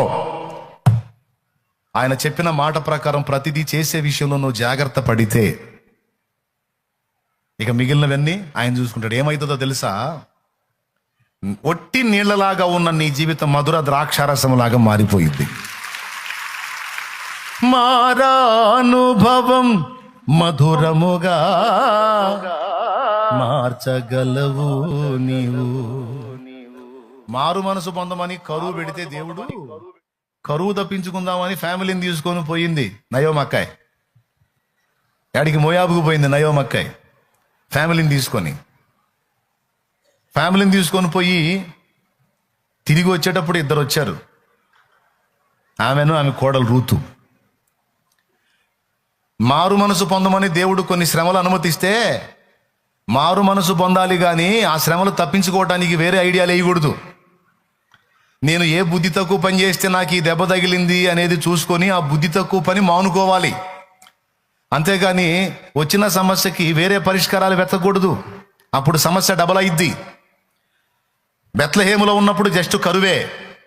ఆ కరువు తప్పించుకోవడానికి మోయాబు ప్రాంతానికి వెళితే ఏకంగా మరణం వచ్చింది. ఇక్కడ ఏం చేయాలంటే మారు మనసు పొందమని చెప్పి సమస్యలు పెట్టినప్పుడు మారు మనసు పొందితే సమస్యలు పోతాయి. గుర్తుపెట్టుకోండి. దేవునికి స్తోత్రం కలుగును గాక. పెద్దగా చెప్పు. మారు మనసు పొందకుండా ఉంటే ఎట్లా? చివరికి మారు మనసు పొందిన తర్వాత మోయాబు దేశంలోకి వెళ్ళి సమస్తం కోల్పోయి ఒంటరి కత్తిగా నయోమి మారిన తర్వాత మారు మనసు పొంది మళ్ళా తన స్వజనుల దగ్గరికి దేవుని దగ్గరికి వెళ్ళిపోవాలని కోరుకుంది. అప్పుడు రూతుని సహాయంగా ఇచ్చి ఆ రూతు ద్వారా, కొడుకుల ద్వారా జరగని కార్యం కోడల ద్వారా చేసి నయోమి చరిత్రను బైబిల్ పుటల్లోకి ఎక్కేటట్టు చేశాడు. దేవునికి స్తోత్రం కలుగును గాక. మారా అనుభవాన్ని మధురంగా మార్చగల దేవుడు, ఒట్టి నీటిని ద్రాక్షరసంగా మార్చగలిగిన దేవుడు. అయితే ఎప్పుడు అందరు చెప్పండి. ఆయన చెప్పినది మళ్ళీ చెప్పండి. ఈ 4 తలకాయలు వినపడుతున్నాయి కానీ వెనకోళ్ళని మాట్లాడట్లేదు. అందరూ కలిసి కట్టగట్టుకొని చెప్పండి. అది ఏమనుకోవద్దు, మీకు బాగా అర్థం కావాలని చెబుతున్నా. ఇట్ట మనం అన్ని విషయాల్లో పరిశీలనగా చూసుకోవాల్సింది ఏమిటంటే ఆయన మనతో చెప్పింది చేస్తున్నావా లేదా, ఈ విషయంలో ఏం చెప్పాడు, ఈ విషయంలో ఏం చెప్పాడు, ఈ విషయంలో ఏం చెప్పాడు. పక్క వాళ్ళు అభివృద్ధి చెందుతున్నప్పుడు అసూయపడొద్దని చెప్పాడుగా. వాళ్ళని దీవించిన వాడిని నిన్ను కూడా దీవిస్తానని చెప్పి వాళ్ళ ఆనందంలో సంతోషించమన్నాడుగా. కుళ్ళుకొని ఆడమని చెప్పలేదుగా. మరేంది నా బుద్ధి దరిద్రంగా తయారైంది, చండాలంగా చీ పో సతానా అని వాడిని గద్దించి వాళ్ళతో పాటు నేను కూడా సంతోషిస్తాననే మైండ్ రావాలి. అట్ట కాకుండా అవతల వాళ్ళు అభివృద్ధి చెందుతున్నారని కుళ్ళుపోతు బుద్ధితో ఏడుస్తూ ఉన్నావు అనుకో, వాళ్ళు ఇంకా డెవలప్ అవుతారు, నువ్వు ఇంకా అనగారిపోతావు. నీకు అదే శిక్ష, దేవుడిచ్చే శిక్ష. అట్లా ప్రతి విషయంలో మన వ్యవహారం ఎలా ఉండాలో అన్ని నా తండ్రి తన గ్రంథంలో రాయించి పెట్టాడు. ఆయన మీతో చెప్పునది అన్న మాటలు ఎన్నున్నాయి అనుకున్నావు? అధికముగా దుర్మార్గపు పనులు చేయకుము, బుద్ధిహీనముగా తిరగవద్దు, నీ కాలమునకు ముందుగా నీ వెళ్ళపోవద్దు అన్నాడు. అధికముగా దుర్మార్గపు పనులు చేయొద్దు, బుద్ధిహీనంగా తిరగొద్దు. బుద్ధిహీనంగా తిరగొద్దు అంటే ఏంటి అర్థం చెప్పండి? బైక్ కొనేటప్పుడు ఈ మధ్య షోరూమ్ వాడే హెల్మెట్ కూడా ఇస్తున్నాడు. కొంతమందికి ఎంత సోమరితనం అంటే, నేను చెప్తాను, ఒరిజినల్ సోమరులు లక్షల సంఖ్యలో ఉన్నారు. సోమరులు, ఒరిజినల్ సోమరులు. నేను తిడుతున్నానని ఏమో అనుకోవద్దు, నువ్వు పోకూడదని తిడుతున్నాను నేను. ఆనందంగా తిట్టించుకో, దేవునికి స్తోత్రం. కానీ మారు మనసు పొందు. ఒక పక్కన అంతున కింద పడి తలకాయలు పగిలి సస్తంటే చూస్తా కూడా హెల్మెట్ పెట్టుకోకుండా తిరుగుతున్నారండి బైకుల మీద. నిన్న మా అన్న ఒక ఆయనకి ఫోన్ చేసి మరీ చెప్పా. సోదరుని ఎక్కించుకొని పోతా ఉన్నాడు స్కూటీ మీద. స్కూటీ అన్నా కొంచెం నయం, బైకు డేంజర్ కదా. స్కూటీ అన్న ఒక రకంగా నయం, కంట్రోల్లో ఉండొచ్చు కొంతవేర. బైక్ ఉండదు, ఏదన్నా తేడా వచ్చిన గిర్రని తిప్పేసిద్ది. ఎన్ని ప్రాణాలు తెలియదు మీకు? అబద్ధాలు ఆడకుండా చెప్పండి, తెలియదు మీకు? తలకు తగిలితే పోతాం తెలీదు, తెలుసా తెలీదా? ఎంతమంది తెలుసు? చేతులు ఎత్తండి. పురుషులందరూ చేతులు ఎత్తండి, దించండి. అబద్ధాలు ఆడకుండా నిజం చెప్పండి. ఈ రోజు కోటానికి హెల్మెట్ పెట్టుకొని ఎంతమంది వచ్చారు? చేతులు ఎత్తండి. హెల్మెట్ పెట్టుకొని వచ్చిన వాళ్ళు దించండి. అబద్ధాలు ఆడకుండా నిజం చెప్పండి. నేను హెల్మెట్ పెట్టుకోకుండా వచ్చాను అన్నోళ్ళు చేతులు ఎత్తండి. వీళ్ళని ఏ లెక్కలో చేరుద్దాం? ఏ లెక్కలో చేరుద్దాం? బుద్ధిహీనత కాదా అది? నేను చెప్పలా, ప్రసంగి చెప్పాడు. చూడు, ప్రతిదీ నేను నా మాట అనుకునేరాయో బైబిల్లోది. చూడు, నువ్వు లచ్చ పెట్టి బైక్ కొంటావు, 70,000 పెట్టి కొంటావు, ఒక 1,500 2,000 పెట్టి మంచి హెల్మెట్ కొనుక్కోలేవా? చదువు ప్రసంగి గ్రంథము 7వ అధ్యాయం 17వ వచనం చూడు. అధికముగా దుర్మార్గ పనులు చేయకుము, బుద్ధిహీనముగా తిరగవద్దు, నీ కాలమునకు ముందుగా నీవేళ చనిపోవుదువు. అది ఆయన మీతో ఏమి చెప్పునో దేవునికి స్తోత్రం. చేతులు ఎత్తండి. హెల్మెట్ పెట్టుకోకుండా వచ్చిన వాళ్ళు ఏం చేయాలి? మిమ్మల్ని ఏమన్నా తేడాబడి కింద పడితే ఏమన్నా ఉందా? నీదేం పోయింది? నువ్వు ఆనందంగా వెళ్తావు. నేను అల్లాడేది, దేవుని నామం దూషణ పాలయ్యేది. బుద్ధిహీనమైన పనులు చేయొద్దు. చిన్నదాని కాడ పాలు మాలొద్దు. లేకపోతే మర్యాదగా కొనుక్కో. లేదా అటే బైక్ మీద రాకుండా నడుచుకుంటారా, లేకపోతే ఆటో ఎక్కిరా. బైక్ మీద వస్తే ఖచ్చితంగా హెల్మెట్ పెట్టుకోవాలి. నిన్న ఒకరిని చూశాను, స్కూటీ మీద వస్తున్నాడు కుర్రోడు. ఇక్కడ ఫోన్ పెట్టి ఇట్ట పెట్టాడు, హ్యాండ్స్ వదిలేసి అంటున్నాడు. మా కారుకి ఎదురొస్తున్నాడు. ఇట్ట పెట్టి ఇందులో చెవులో ఫోను, హ్యాండిల్ వదిలేసి. వాడిది ఏం పోయిందండి? జాతర అయ్యే దేవుడికి పొరపాటున వచ్చి తగిలాడు అనుకో, తలకి హెల్మెట్ లేదు, గోడ మళ్ళీ ఈ గోడ ఈ చెవు కానీ చిట్టబెట్టి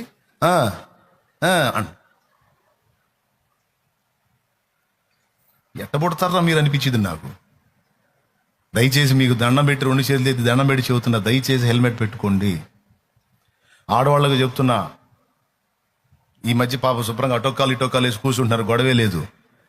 ఏంది? కొంతమంది వెనకటి అనుభవాల్లో ఉన్న వాళ్ళు ఈ పక్కకి తిరిగే కూర్చుంటున్నారు. సరిగా అట్టనే కూర్చున్నావు అనుకో, ఏం సిగ్గుపడద్దు. ఆయన్ని గట్టిగా పట్టుకో. పట్టు ఎలా ఉండాలంటే, పడితే నువ్వు ఒక్కదానికి పడకూడదు. దేవునికి స్తోత్రం. పోతే సింగిల్ కాదు, ఆయన కూడా తీసుకొని పోవాలా. ఉంటే ఇద్దరు ఉండాలా. అట్లాంటి పట్టు మొహమాటం లేదు అందులో. గట్టి పట్టు. నువ్వేమో నాజుగ్గా వయ్యారంగా ఆ సిలుకు సీర కట్టుకొని కూర్చుంటావు. ఆ పోయేవాడికి ఎదురేదో అడ్డు వచ్చి షటన్ బ్రేక్ ఎత్తాడు, వచ్చి బార్లు నువ్వు పడతావు. ఆయన బండి మీదే ఉంటాడు. డౌట్ లేదు. అటు పోయిన వాళ్ళు ఆడవాళ్ళు చాలా మంది ఉన్నారు. ఆయన మీతో చెప్పున్నది అది. ముందు నడిపేవాడు హెల్మెట్ పెట్టుకోవాలి. వెనక కూర్చునేవాళ్ళు మహాపట్టుబట్టి కూర్చోవాలి. అది. పడితే ఇద్దరు. నడిపేవాడికి భయం పుట్టాలా, ఇంతలా పట్టుబట్టింది ఏందని.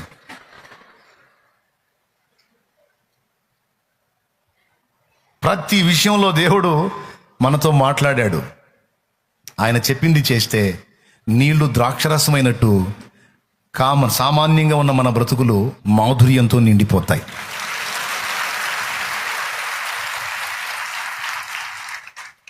ఏమండి?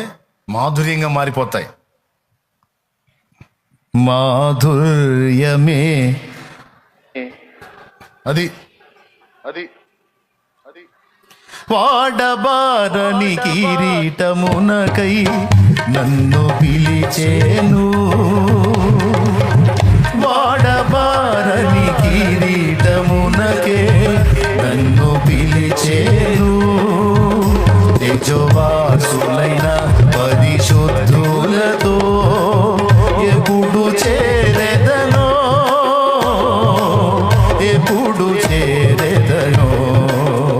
నిజవాసులైన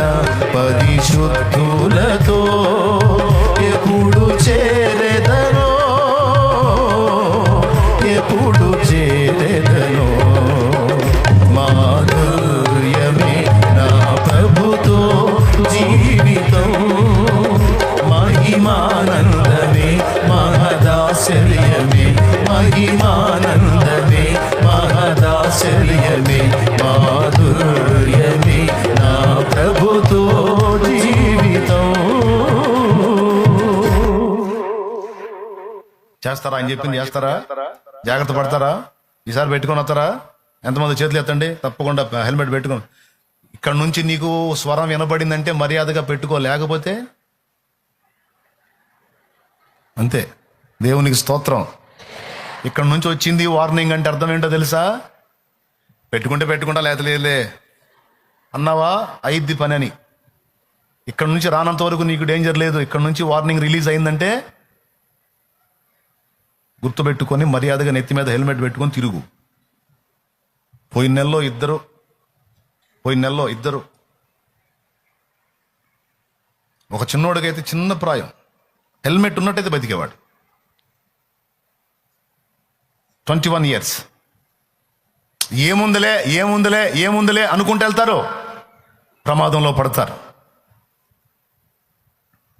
జాగ్రత్త పడాలి. అందరూ ప్రేమతో చెప్తున్నాను. స్త్రీలు, పురుషులు, ఆడవాళ్ళు అమ్మో స్కూటీల మీద మామూలు పోట్ల. వీళ్ళందరినీ నువ్వు ఏడ చూస్తున్నావు అంటే, నేను ఎప్పుడు ఈ కూటం అయిపోయిన తర్వాత ఇక కారు అటు ఇటు తిరుగుతూ ఉంటాను కదా, వాళ్ళు వస్తున్న స్పీడ్కి నాకు దడపడుతుంది బండిలో. అందుకే అందరికీ ప్రేమతో చెప్తున్నాను, స్త్రీవైనా పురుషుడివైనా బుద్ధిహీనముగా తిరగవద్దు, నీ కాలమునకు ముందుగా నీవేళ చనిపోవద్దు అన్నాడు. ఇట్లా చాలా విషయాలలో దేవుడు మనల్ని హెచ్చరిక చేశాడు. ఏమండి, నీ దేహమును చెరుపు దానిని నీ యొద్ద నుండి తొలగించుకొనుము అన్నాడు. చెడు వ్యసనాలకు బానిస కావద్దు, అక్రమమైన వాటికి బానిస కావద్దు. నువ్వు ప్రాణాలు కోల్పోతావు, నీ శరీరం పాడు చేసుకుంటావు, దాన్ని దూరం చేసుకోమని వాక్యంలో చెప్పాడు. సిగరెట్ తాగొద్దని ఏడుంది అంటాడు, బైబిల్ ఏడ రాసుంది అంటాడు. బైబిల్ కాదు, సిగరెట్ పెట్టి మీద రాసుంది, పెట్టి మీదే రాసుంది బాబు. ఇప్పుడైతే ఇంకా ఘోరంగా ఊపిరితిత్తులు ఏ టైపులో క్యాన్సర్ గురైతే కూడా రాసుంది, ఫోటో కూడా వేస్తుంది. దయచేసి ప్లీజ్, ఆయన మీతో చెప్పున్నది వద్దన్నవి మానేయాలి, చేయమన్నవి అట్లా ప్రతి విషయంలో మీరు వివేచన కలిగి అడుగులు వేయండి. మీరు ఆశీర్వాదకరంగా ఉండకపోతే అప్పుడు అడగండి.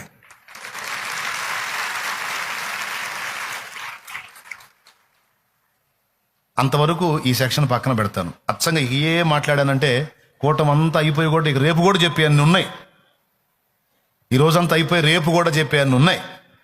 ఇట్లా ఒకటి చెప్పుకుంటా పోతే. కానీ సింపుల్గా అసలు పాయింట్ దగ్గరికి వస్తాను. యేసు ప్రభు విందు ప్రధాని దగ్గరికి ద్రాక్షరసం అయిన నీటిని తీసుకెళ్ళమన్నాడు. ఇక్కడ ఆశ్చర్యకరమైన విషయం, నన్ను ఆలోచింపజేసిన సంగతి ఏంటంటే, వాళ్ళు ఎంత తెలివైన పని చేశారబ్బా అనిపించింది నాకు. బాగా వినాలి అందరూ. ఏంటి వాళ్ళు చేసిన తెలివైన పని అంటే, యేసు ప్రభుని ఆ కార్యక్రమానికి ఆహ్వానించటం వాళ్ళు చేసిన తెలివైన పని. యేసు ప్రభుని వాళ్ళు తలపెట్టుకున్న కార్యక్రమంలోనికి ఆహ్వానించటమే వాళ్ళు చేసిన తెలివైన పని. ఎంత గొప్ప కార్యం జరిగిందంటే, అక్కడ 6 రాతి బాణాల నిండా నీళ్లు నింపి నీళ్లు ద్రాక్షరసం చేశాడు. నేను అంటున్నాను, అక్కడ మెయిన్ పర్సన్ ఎవరు? విందు ప్రధాని. వానికి 1 లీటర్ అయితేనే ఎక్కువ, 1 లీటర్ తాగుతాడేమో. తాగితే 1 లీటర్ ద్రాక్షరసం చేయొచ్చండి. నీళ్ల తొట్టి దగ్గరికి ఈ పాత్ర తీసుకొని దీన్ని ముంచుకొని తీసుకెళ్ళి ఆ విందు ప్రధానికి ఇవ్వండి అంటే వానికి సరిపోతాయి. ఆ లీటర్ పాత్ర 2 లీటర్ల పాత్ర చూపించి ఆ పాత్ర తీసుకొని అది ఆ నీళ్ళలో ముంచుకొని పొండి అంటే సరిపోయిద్ది. కానీ ఇక్కడ యేసుప్రభు ఏం చేశాడో తెలుసా? వాళ్ళు పోగొట్టుకున్నవన్నీ, వాళ్ళు అయిపోగొట్టుకున్నవన్నీ, వాళ్ళు ఖర్చు చేసుకున్నవన్నీ తిరిగి మళ్ళా మొత్తం వాళ్ళకి మళ్ళా సమకూడేటట్టు చేశాడండి. 6 రాతి బాణల్లో ఉన్నదంతా ఖర్చు అయిపోయిందిగా. అయితే వాళ్ళు ఖర్చు చేసిందంతా తిరిగి మళ్ళా సమృద్ధిగా ఆ బాణల నిండా నిండిపోయేటట్టు చేశాడు. అక్కడ ఆంతర్యం ఏంటంటే, 1-2 లీటర్లు చేసేయచ్చు, కానీ కాదు, యేసయ్య ఉంటే సమృద్ధి. ఎంత సమృద్ధి అంటే, మనం ఖర్చు పెట్టిందంతా తిరిగి వచ్చింది, మళ్ళా ఫ్రెష్గా మళ్ళా ఖర్చు పెట్టుకోవడానికి సరిపోయినంత సమృద్ధి. ఎప్పుడైనా ఆలోచించారా ఈ పాయింట్ గురించి? దేవునికి స్తోత్రం కలుగును గాక.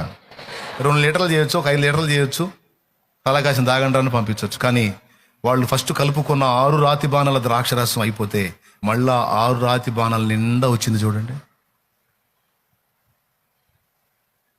అట్లా ఉంటుంది యేసు ప్రభుని ఆహ్వానిస్తే కార్యం. నువ్వు అనుకుంటుండొచ్చు, నేను మొత్తం కోల్పోయాను, సమస్తం నష్టపోయాను, సమస్తం ఖర్చు అయిపోయాను, నా జీవితం అంతా శూన్యమైపోయి ఖాళీ పాత్రలాగా ఖాళీ బాణంలాగా అయిపోయింది నా బతుకు అని నువ్వు అనుకుంటే నేను చెప్తున్నాను, నీ జీవితంలోనికి యేసు ప్రభుని నువ్వు ఆహ్వానిస్తే ఖాళీ అయిపోయిన నీ బాణాలన్నీ మళ్ళీ సమృద్ధితో నింపబడతాయి. అయిపోయిందిరా బాబు నా బతుకు, మొత్తం ఖాళీ అయిపోయింది, ఖర్చు అయిపోయింది అనుకుంటే అవి మొత్తం మళ్ళా నింపబడతాయి. మళ్ళా క్రొత్తగా మొదలు పెట్టొచ్చు నువ్వు. అవునా కాదా? క్లియర్గా కనపడుతుంది అక్కడ. నేను అదే ప్రశ్నిస్తున్నా, ఏ ప్రభా మళ్ళీ 6 రాతి బాణాలు నింపకపోతే ఏదో ఒక 5 లీటర్లు చేయొచ్చుగా అంటే, నా ప్రభు నాకు చెప్పింది ఏంటంటే, వారు నన్ను ఆహ్వానించారు, నేను వారి పెళ్లిలోకే కాదు వాళ్ళ జీవితాల్లోనికి వచ్చినా కూడా ఇంతే ఉంటుంది. అయిపోయింది, అంతా శూన్యం అయిపోయింది, అంత దరిద్రం అయిపోయింది, అంత దిగజారిపోయింది, అంత అంధకారం అయిపోయింది, మొత్తం ఖాళీ అయిపోయింది అనుకున్న బ్రతుకుల్లోనికి యేసయ్య వస్తే చెప్పు ఏం జరిగితే సమృద్ధితో నింపబడింది. దేవునికి మహిమ. ఎంత ధన్యకరమైనటువంటి అనుభవంలోకి వెళ్ళిపోతామో తెలుసా? ఖాళీ అయిపోయిన నీ దగ్గర నుంచే అనేక మందికి దారకం అందుతుంది, ఆహారం అందుతుంది, ఆదరణ అందుతుంది. అలా చేస్తాడు ఆయన. అయితే షరత్ ఏంటంటే, నువ్వు యేసును ఆహ్వానించాలి నీ జీవితంలోకి. ఈరోజు కొత్తగా వచ్చిన వాళ్ళు ఎంతమంది ఉన్నారు అని అడిగితే ఇందాక చాలా మంది లేచారు. మీకందరికీ శుభవార్త చెప్తున్నాను, దయచేసి యేసు ప్రభుని నిజంగా మీ జీవితాల్లోకి ఆహ్వానించండి. మీరు బాగుపడకపోతే అప్పుడు అడగండి. మీరు ఆధ్యాత్మికంగా బాగుపడతారు, భౌతికంగా కూడా ముందు స్వాంతన పొందుతారు, నెమ్మది పొందుతారు, విశ్రాంతి పొందుతారు. ఆయనలో ఉన్న ఆనందం మరి ఎక్కడా లేదు. నాకు దొరకలా, నాకు యేసులో దొరికింది. పూర్తిగా ఖాళీ అయిపోయిన మా బ్రతుకులు మళ్ళా కొత్తగా చిగురు పెట్టి ఒక మహావృక్షం అయ్యేటట్టు ఆయన చేశాడు. చప్పట్లు కొట్టకపోయినా నాకేం సమస్య లేదు, కానీ నా మ్యాటర్ చెప్పే మాట మాత్రం తీసుకోండి. చెప్పండి, ఏం చేయమంటారు? ఆయన మీతో చెప్పున్నది ఇప్పుడు ఏం చెప్పాను నేను? దేవుని వాక్యంలో నుంచి ఆయన్ని ఆహ్వానించిన వారికి ఎంత ఆనందం అంటే, వాళ్ళు కోల్పోయిందంతా మళ్ళీ తిరిగి పొందారు. ఒకటి. రెండోది, బాబు నీ దోణిలో కొంచెం స్థలం ఇస్తావా? అది ఖాళీ దోణె. ఇందాక ఖాళీ బాణలో, ఇప్పుడు ఖాళీ దోణిని అడుగుతున్నాడు. వాళ్ళంతా రాత్రి ఆ నడి సముద్రంలోకి పోయి వేటాడి ఒక్క చేప కూడా పడక విసుగుతో ఉన్నారాళ్ళు. తిరిగి వేటాడి నిద్రలు కాసి వాళ్ళ ముఖాలన్నీ నీరు గారిపోయి ఉన్నాయి. ఆ వలలకు పట్టిన నాసు పీస్ అంతా క్లీన్ చేసుకుంటా ఉన్నారు, వలలు శుభ్రపరుచుకుంటున్నారు. ప్రభు వెళ్ళాడు. జనులు కిక్కిరిసి ఆయన మీద పడుతుంటే, సముద్రపు ఒడ్డున జనం విస్తారంగా ఉన్నారు. ఆయన మాట్లాడుతుంటే, ఆయన మీద పడుతుంటే ఆయన చూశాడు 2 ఖాళీ దోణెల్ని. వాటిలో ఒక దోణి దగ్గరికి వెళ్ళాడు. అది సీమోను దోణె. రండి, ఎక్కండి నా దోణిలోనికి అని ఆహ్వానించాడు. వారు పెళ్లికి ఆహ్వానిస్తే ఇతను తన పడవలోనికి ఆహ్వానించాడు. యేసు ప్రభు ఆ దోణి ఎక్కాడు, వాళ్ళకు బోధించాడు, వాళ్ళకి ఆత్మీయ ఆహారం పెట్టి అలా తృప్తిని చూసి కాకుండా అన్నాడు. వాళ్ళు వెళ్ళిపోయిన తర్వాత మరి యేసు ప్రభు ఈ దోణి ఎక్కాడుగా, చూశాడు దోణి ఖాళీగా ఉంది, ఒక చేప కూడా లేదు. నన్ను ఆహ్వానించాడే, నాకు తన దోణిలో అంత స్థలం ఇచ్చాడే. సరే అయ్యా, దోణెను కొంచెం లోతునకు నడిపించి వల వేయమన్నాడు. అప్పుడు పేతురు అన్నాడు, ప్రభువా, దోణెను చిన్నగా కదిలిస్తూనే, లోపలికి నీళ్ళలో కదిలిస్తూనే అన్నాడు, ప్రభువా, మేము రాత్రంతయు ప్రయాసపడితిమి గాని మాకేమీ దొరకలేదు. ఆయనను నీ మాట చొప్పున వల వేతునని పేతురు తన వలను విసిరినప్పుడు విస్తారమైనటువంటి చేపలతో ఆ వల నిండిపోయినట్టు దేవుని వాక్యంలో రాస్తుంది. లూకాసు వార్త 5లో రాస్తుంది. ఖాళీ దోణెక్కాడు, ఆ ఖాళీ దోణిలోనికి ఆహ్వానించాడు సీమోను పేతురు. ప్రభు ఎక్కాడు ఒక దోణిలోనికి, ప్రభు నింపాడు 2 దోణెల్ని. ఎక్కింది ఒక దోనె, వాడుకుంది ఒక దోనె, నింపింది 2 దోనెలు. అక్కడ ఉంది చూడండి, 2 దోనెలు మునుగునట్లుగా వారు ఆ చేపలను నింపిరి. చదువు లూకాసు వార్త 5వ అధ్యాయము 6వ వచనం. చదువు. వారు అలాగు చేసి విస్తారమైన చేపలు పట్టిరి. అందుచేత వారి వలలు పిగిలిపోవచ్చుండగా వారు వేరొక దోణిలో తమ పాలివారు వచ్చి తమకు సహాయము చేయవలనని వారికి సంజ్ఞలు చేసిరి. వారు వచ్చి 2 దోణెలు మునుగునట్లు నింపిరి. అద్దుగో, ఖాళీ దోనె, ఖాళీ దోనె, లేమిగల దోనె, దరిద్రతతో నిండిన దోనె, కష్టపడతారు కానీ ప్రయోజనం లేని దోనె, ఖాళీ వలలతో తిరిగి వచ్చిన దోనె, చెత్త చెదారంతో నాచు పీచుతో నిండిపోయిన దోనె. యేసుప్రభు ఎక్కాడు, యేసుప్రభు అందులోకి ఆహ్వానించబడ్డాడు. ఆ దోనెను యేసుప్రభు 2 నింపాడు.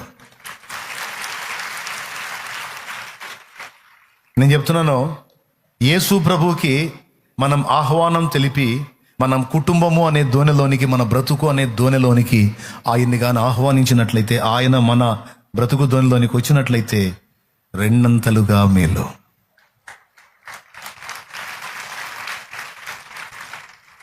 అక్కడేమో ఖాళీ బాణలు, ఇక్కడేమో ఖాళీ దోనె, ఖాళీ దోనెలు. ఇప్పుడు అక్కడ బాణాలు నింపబడ్డాయి, ఇక్కడ విస్తారమైన చేపలు నింపబడ్డాయి. కారణం ఏంటంటే ఈ 2 ప్రదేశాల్లోకి యేసు ఆహ్వానించబడ్డాడు, యేసు పిలువబడ్డాడు, యేసు రప్పించబడ్డాడు అక్కడికి. నేను అందుకే ప్రేమతో చెప్తున్నాను, కుటుంబము అనే దోణిలోనికి ఆహ్వానించాలి యేసు ప్రభుని. మన ప్రతి కార్యములోనికి ప్రభువుని ఆహ్వానించాలి, మన జీవితాల్లోనికి, మన కార్యాల్లోనికి, మన ప్రయత్నాల్లోనికి, మన పరిస్థితుల్లోనికి ఆయన్ని ఇన్వైట్ చేయాలి, ఇన్వైట్ చేయాలి. ఆయనను వాటి ముందుకు తీసుకెళ్ళాలి, ఆ పరిస్థితుల ముందుకి. సహజంగా మనం చేసేది ఏంటంటే మనం వెళ్తుంటాం వాటి ముందుకి. కాదు, ప్రభువుని ఆహ్వానించాలి. అందుకే ఏమన్నాడో తెలుసా? శ్రమ సంభవించిన ప్రార్థన చేయమన్నాడు. అంటే ఏంటో తెలుసా? ఆయన ఆహ్వానించమన్నాడు. సమస్యలు ఇరుక్కున్నావా? శ్రమలు ఇరుక్కున్నావా? శోధనలు ఇరుక్కున్నావా? డోంట్ వరీ, ఆయన ఆహ్వానించు. ప్రార్థన చేసి ఆయన ఆహ్వానించు. ఆయన వచ్చాడంటే సమృద్ధితో నింపబట్టమే కాదు, సమస్యల పరిష్కారం కూడా జరిగింది. దేవునికి స్తోత్రం. యాయిరు తన ఇంటికి ఆహ్వానించాడు ప్రభువుని.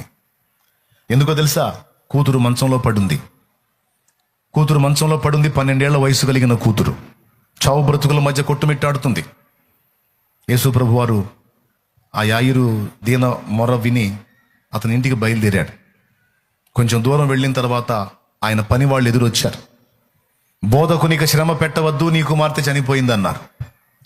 బోధకునికి శ్రమ పెట్టవద్దు, నీ కూతురి లేదు, అయిపోయిందన్నారు. అంటే ఆ శరీరాన్ని ఖాళీ చేసి ఆ జీవాత్మ వెళ్ళిపోయింది. అక్కడ ఖాళీ శరీరం ఉంది. దేవునికి స్తోత్రం కలుగును గాక. అక్కడ ఏం శరీరం ఉంది? ఇల్లు ఖాళీ చేసి వెళ్ళిపోయినట్టుగా ఆ పాప, 12 ఏళ్ల పాప, తన శరీరాన్ని ఖాళీ చేసి వెళ్ళిపోయింది. పెద్దగా ఏడ్చాడు యాయిరు ఈ మాట విని. వెంటనే యేసు ప్రభు ఆయన వైపు తిరిగి, భయపడుకో, నమ్మిక మాత్రం ఉంచు, ఆమెకేం కాదన్నాడు. భయపడుకో, నమ్మిక మాత్రం ఉంచు అని యేసు ప్రభు అంటే పనివాళ్ళ మాట పట్టించుకోకుండా యాయిరు యేసు ప్రభుని ఇంటికి ఆహ్వానించాడు. ఇంటికి ఆహ్వానిస్తే ఏం జరిగిందో మీకు తెలుసు? ఆ ఇంట్లోనికి ఆయన వెళ్ళేటప్పటికి అందరూ కూర్చొని ఫ్లూట్లు వాయించుకుంటూ, మ్యూజిక్లు వేసుకుంటూ ఏడుతున్నారు.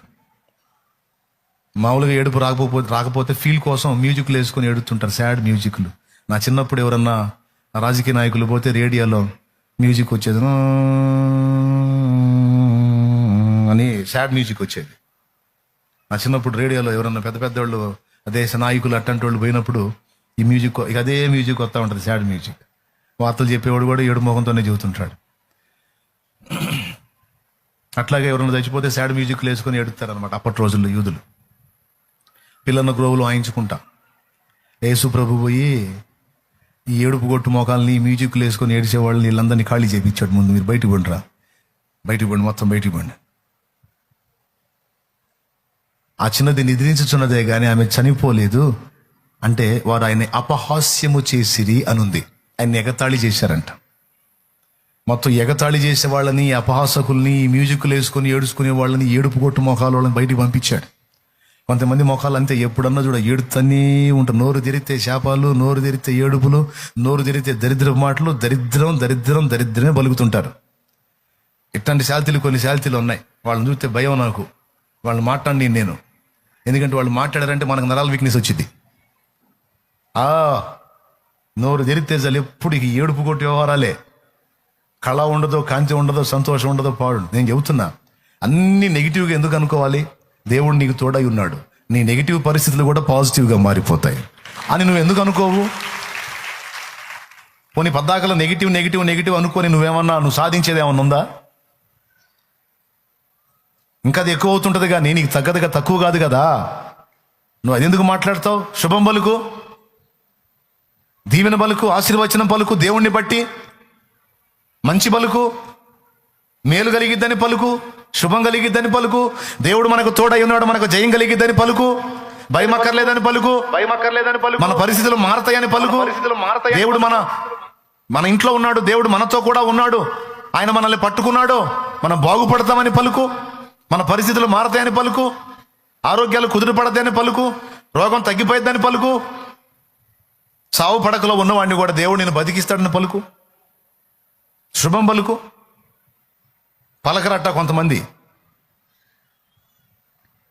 ఎప్పుడన్నా చూడు నోటి నిండా దరిద్రపు మాటలు, ఓడిపోయిన మాటలు, నీరు గారిపోయిన మాటలు, దిగజారిపోయిన మాటలు, నరాలు వీక్నెస్ తెప్పించే మాటలు, ఇట్లాంటి మాటలే కొంతమందికి. అట్లాంటి వాళ్ళు నా పక్కన పెట్టుకోనమ్మా, నేను నిద్రలో కూడా పెట్టుకోను. నా దరిదాపుల్లో ఉన్నా కూడా వాళ్ళ దండం పెట్టి పంపిస్తే, అర్జెంట్ వాళ్ళు పంపించండి.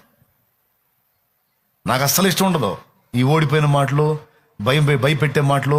అయిపోయింది మొత్తం అయిపోయింది, సర్వనాశనం అంతా అయిపోయి. ఇట్లాంటి మాటలు పలికే దరిద్రుల దగ్గర పెట్టుకుని నేను వారి ఎడంగుంటా. ఎందుకంటే నేను విశ్వాసముతో బతికేవాడిని. నా దేవుని మీద విశ్వాసం ఉంచుకున్నాడు నేను, నా దేవుని మీద ఆనుకున్నాడు నేను. నా దేవుడు సజీవుడు, బలవంతుడు. అంత బలవంతుని, అంత రోషగాన్ని, అంత శక్తివంతుని, అంత జ్ఞానవంతుని, పరాక్రమశాలిని, సృష్టికర్తను కలిగి ఉండి నేను దిగజారిపోయే మాటలు మాట్లాడటం ఏంది? నా దగ్గర ఉన్నాడు అట్లాంటి మాటలు మాట్లాడటం ఏంది? మాట్లాడితే ఊరుకోను. కొంతమంది ఉంటారు చీటికి మాట, చిన్నదాన్ని పెద్దానికి వాళ్ళు దడుచుకుంటారు, గందరగోళం అయిపోతారు, నా దగ్గరికి తెస్తుంటారు. వినను నరాలు వీక్నెస్ తెప్పించే మాటలు వినను. అంత అయిపోయినా సరే, మొత్తం కొలాప్స్ అయిపోయిందన్నా సరే, నేనేమంటాను తెలుసా? కొలాప్స్ అయిపోయింది, అట్లయితే 4 గంటలుగా తిరిగి లేవబోతుంది చూడంటాను. అంత అయిపోయిందా? అట్లయితే 4 గంటలుగా తిరిగి దేవుని కార్యం జరగబోతుంది చూడంటాను. నా దేవుణ్ణి బట్టి, నన్ను బట్టిగా, నా దేవుణ్ణి బట్టి చేయరా? చేస్తాడు, చేశాడు, చేస్తున్నాడు, చెయ్యబోతున్నాడు.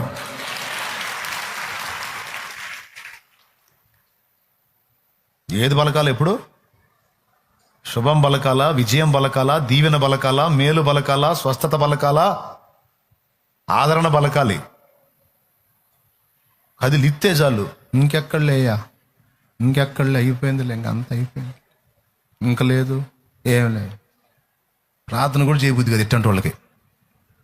ప్రార్థన కూడా, ఎందుకంటే వాళ్ళకి చేసిన వర్కౌట్ కాదు. చెయ్యనుగా, మనసారా ప్రార్థన చేయనుగా. కొంతమంది అట్లుంటారు, సమస్తము ఈటుపోయినా సరే ఏం పర్లేదన్న నా దేవుడు ఉన్నాడు అనుకుంటే ఆనందంగా వస్తారు చూడు. వీరి విశ్వాసం చొప్పున వీళ్ళకి జై ప్రభు అంటారు. పంట అంతా పోయిందిరా అనుకున్న దానిలోనే నీకు కావాల్సినంత వచ్చేటట్టు చేస్తాడు ఆయన. అబ్బా తెగులు జోకిందిరా, పంట పోయిందిరా అనుకున్న దానిలో నుంచే నీ ఖర్చులు పోను, ఇంకా నీకు లాభం తెలియటట్టు చేస్తాడని. చెయ్యకపోతే అప్పుడు చేస్తాడు ఆయన. ఆయన్ని బట్టి ధైర్యం, అందులోనే నీకు వచ్చేటట్టు చేస్తాడు, అందులోనే నీకు తేలొచ్చేటట్టు చేస్తాడు. మరి నడి సముద్రంలో దొరకని చేపలు ధరినట్టు దొరికినాయి. నీకు సాధ్యమే, సర్వం సాధ్యమే, ఒక్క మాట పలికిన చాలు. నీకు సాధ్యమే, సర్వం సాధ్యమే, ఒక్క మాట పలికిన చాలు. అయ్యా ఒక మాట పలికిన చాలు, అయ్యా ఒక మాట పలికిన చాలు. విన్న విన్నపాలు వినో దైవమా, నా కన్నీరు కాంచు దైవమా, స్వస్థతనిచ్చు దైవమా, నీకు స్తోత్రము యేసయ్యా. విన్నపాలు వినో దైవమా. చెప్పండి, ఏం పలుకుతారు? ఆయన మీతో చెప్పున్నది ఏం చెప్పాడు? విజయం బలకమన్నాడు, మేలు బలకమన్నాడు, కీడు బలకమనలా. కీడులో ఉన్నాగాడా ఇది నాకు మేలే అని పలుకు, మేలుగానే మారిద్దంతే యేసు నామములో.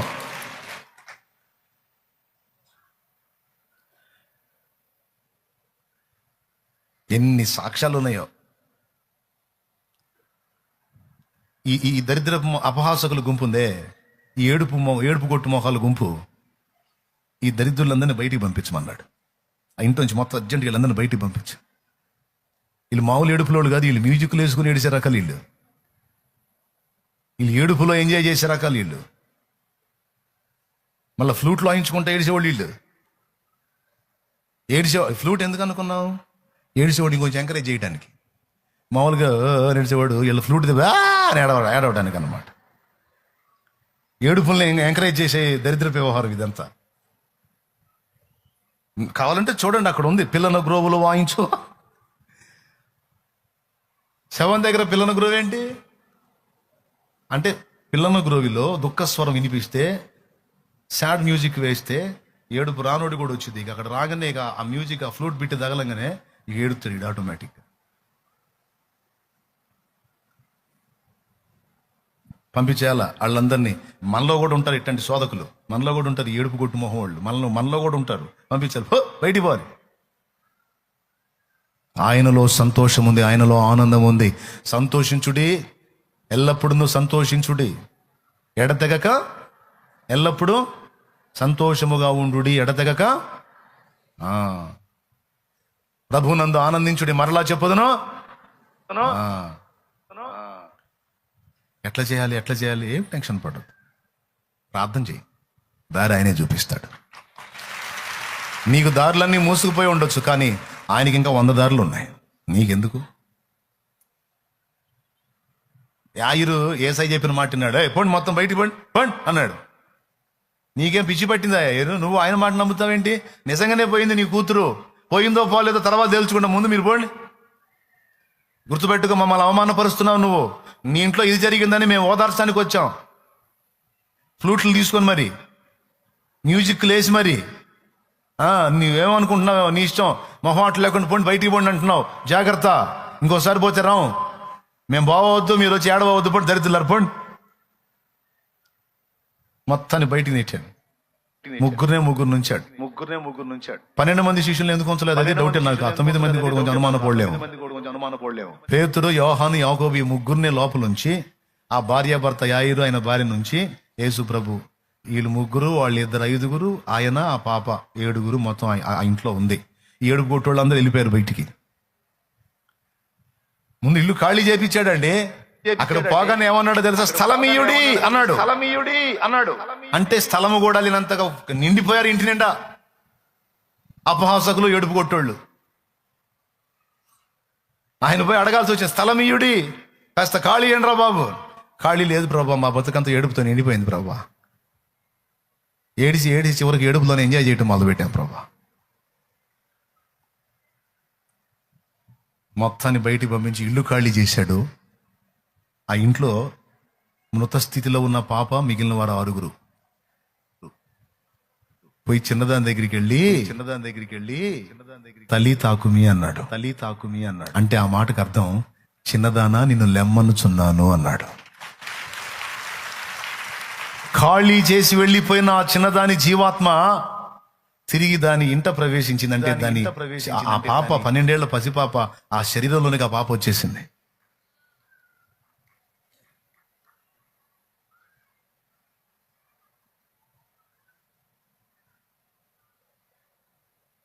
అదిగో లేచి కూర్చుంది. దేవునికి స్తోత్రం కలుగును గాక. ఇవన్నీ రియల్గా జరిగిన విషయాలు. బైబిల్ గ్రంథంలో రాయబడిన సంగతులు. ఎక్కడ రాశారో మీకేమన్నా వాళ్ళు స్క్రీన్ మీద వేస్తారేమో అని చూస్తే వాళ్ళు ఏం వేయలేదు. మత్తయి సువార్త 9వ అధ్యాయం 23వ వచనం. అంతలో యేసు ఆ అధికారి ఇంటికి వచ్చి పిల్లన గ్రోబులు వాయించు వారిని గొల్ల చేయుచుండు జనసమూహమును చూచి, స్థలమీయుడి, ఈ చిన్నది నిద్రించుచున్నదే గాని చనిపోలేదని వారితో స్థలమీయుడే, స్థలమీయుడే. ఆ మాట గుర్తుపెట్టుకోండి. ఏమడుగుతున్నాడు? నాకు ఇంత చోటు ఏంట్రా బాబు. మరణపు వాసన అక్కడ లేకుండా చేస్తాను, జీవపు సువాసనతో ఆ ప్రాంతాన్ని నింపుతాను. నాకు అంత స్థలం అంత స్థలం ఇవ్వండి. ఏమమ్మా, నీ ఊరు మొత్తం మారాలని ప్రార్థన చేస్తున్నావు. నీ ఇంట అంత కూటం పెట్టడానికి స్థలమి. దైవజనుడు వచ్చి ఆ ఇంట అంతా దేవుని వాక్యం అందించడానికి నీకేదన్నా స్థలం ఉంటే స్థలమి, లేకపోతే నీ ఇంట స్థానమి. ఆ సమాజంలో మరణపు వాసన తొలగిపోయి దేవుని జీవపు వాసన వచ్చేటట్టు యేసయ్య చేస్తాడు. ఎవరిస్తారు మరి?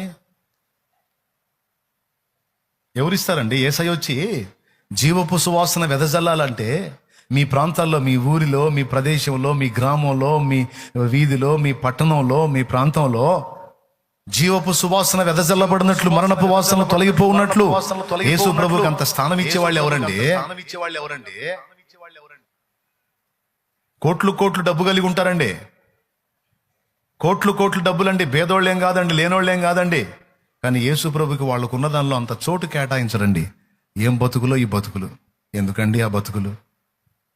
యేసు ప్రభుకి అంత స్థానం చూపించలేని బతుకులు ఎందుకండి? నేను అడుగుతున్నా, మన శుక్రవారం చెప్పా, ఇప్పుడు కూడా చెప్పా.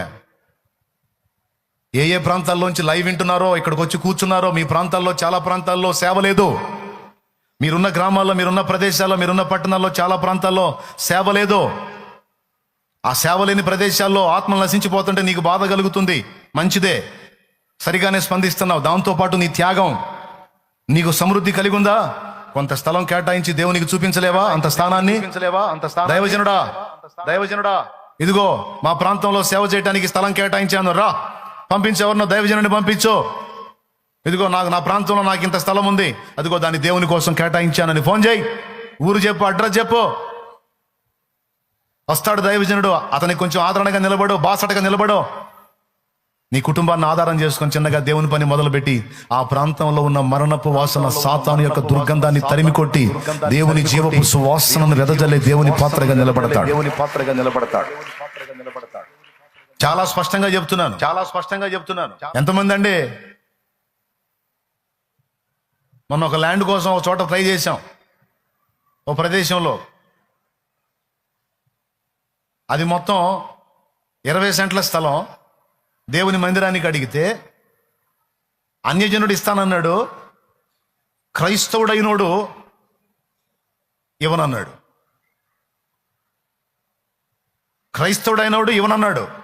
అన్యజనుడు ఇస్తానన్నాడు. చేతులెత్తి దండం పెట్టాలనిపించింది ఆ అన్యజనుడికి. వీడు క్రైస్తవుడు, ఎందుకు తగలబెట్టనా? వీడు క్రైస్తవుడు. ఇంకొక మాట, అవసరమైతే అన్యుని కూడా ఇవ్వనీయను, వాడి దగ్గర నేను కొంటా, నేను ఇవ్వనీయను అన్నాడంట. ఇట్లాంటి దరిద్రులు ఉన్నారండి. నేను వాక్యంలో చదివా, నా జనుల్లో దుష్టులు ఉన్నారంటే ఎట్లుంటారా అనుకున్నా. ఒక్కొక్కటి వ్యవహారం తెలుస్తుంటే అర్థమవుతుంది నాకు. సరే, నీ దాని ఏదో లాభాన్ని కాసి అన్యజనుడిని ఎందుకు అడ్డం తగులుతున్నావు? అసలు నువ్వు దేవుని బిడ్డవా? నువ్వు ఎవరి బిడ్డ? సైతాను సంబంధివా? ఎవరైనా నువ్వు ఆరాధిస్తుంది నజరేయుడైన యేసునేనా, వేరొక యేసునా? నజరేయుడైన యేసునా, డబ్బును ప్రేమించమన్న యేసునా? ఎవరిని వీడు ఆరాధిస్తుంది? ఎవరిని వీడు మొక్కుతుంది? మళ్ళీ డైలాగ్, నేను క్రైస్తవుణ్ణే. ఏ క్రైస్తు బాబు? ఏ క్రీస్తు? నీ క్రీస్తు నజరేయుడైన యేసు క్రీస్తేనా? దౌర్భాగ్యుడా. దేవుని పని జరుగుతున్నప్పుడు, దేవుని పనికి అవకాశం ఏర్పడినప్పుడు సంతోషంతో స్థలం ఇవ్వాలి, స్థానం ఇవ్వాలి. నా జన్మ ధన్యం. సచ్చినపతి ఇది ఒక సాక్ష్యం. మళ్ళా ఒట్టిగా అడగల, ధనానికే,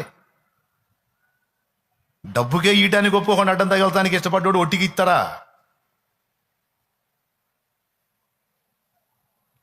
ఇట్లాంటి వాళ్ళు ఉన్నారు.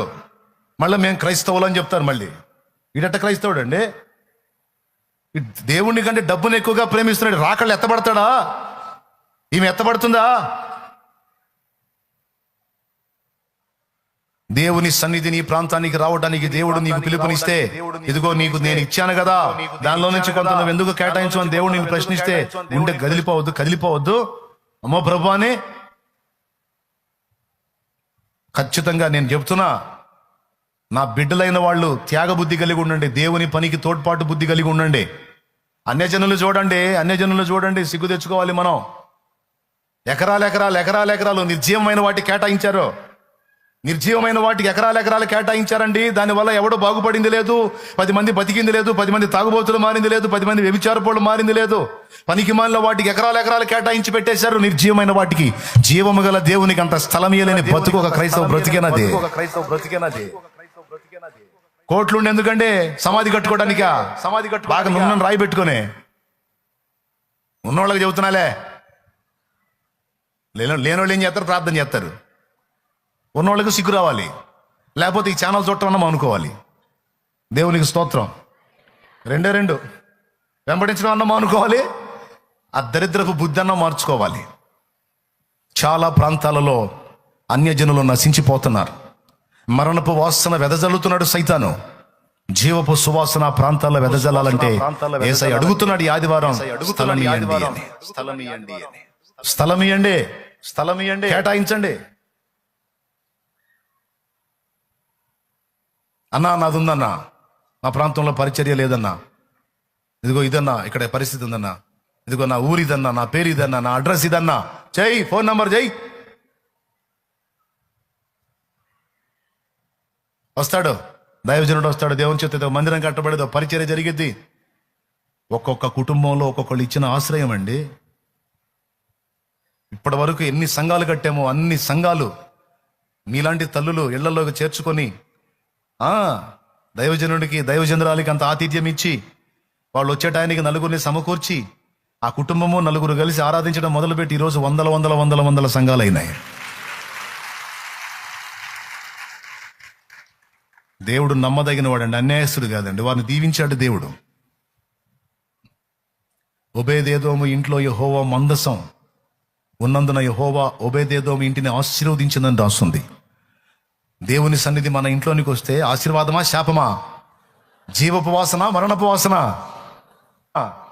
యాయీరు తన ఇంటికి యేసును ఆహ్వానిస్తే ఆ ఇంట మరణపు వాసనలు తొలగిపోయి దేవుని జీవపు సువాసన వెదజల్లబడింది. మృతి చెందినటువంటి పాప తిరిగి కనికరించి నీ చేయి చాపి అద్భుతములు చేయు దైవమా, కనికరించి నీ చేయి చాపి అద్భుతములు చేయు దైవమా, అయ్యా అద్భుతములు చేయు దైవమా, అయ్యా అద్భుతములు చేయు దైవమా, విన్నపాలు విను దైవమా, నా కన్నీరు గాంచు దైవమా, స్వస్థతనిచ్చు దైవమా, నీకే స్తోత్రము యేసయ్యా, నీకే స్తోత్రము యేసయ్యా. ఆమేన్. నా ప్రభువును ఆహ్వానించుకున్నాడు యాయిరు, నా ప్రభువును ఆహ్వానించుకున్నాడు యాయిరు. రెండు జరిగినాయి. ఆ ఇంట ఏడుపు స్వరాలు తొలగిపోయి ఆనంద స్వరాలు వినబట్ట మొదలు పెట్టినాయి. ఆ ఇల్లు ఏడుపు స్వరాల విషయమే ఖాళీ అయిపోయింది. మొత్తాన్ని ఖాళీ చేసి ఫ్రెష్ గా యేసయ్యకి ఇచ్చాడు. ఏడుపు కొట్టాళ్ళందరినీ బయటికి నెట్టి యేసు ప్రభు ఆ ఇంట ఆనంద స్వరాలు వినబడేటట్టు చేశాడు. నా తండ్రి 2002వ సంవత్సరంలో నేను నమ్ముకున్నప్పుడు, నా ప్రభుని క్రొత్తగా నమ్ముకున్నప్పుడు ఏమీ తెలియదు.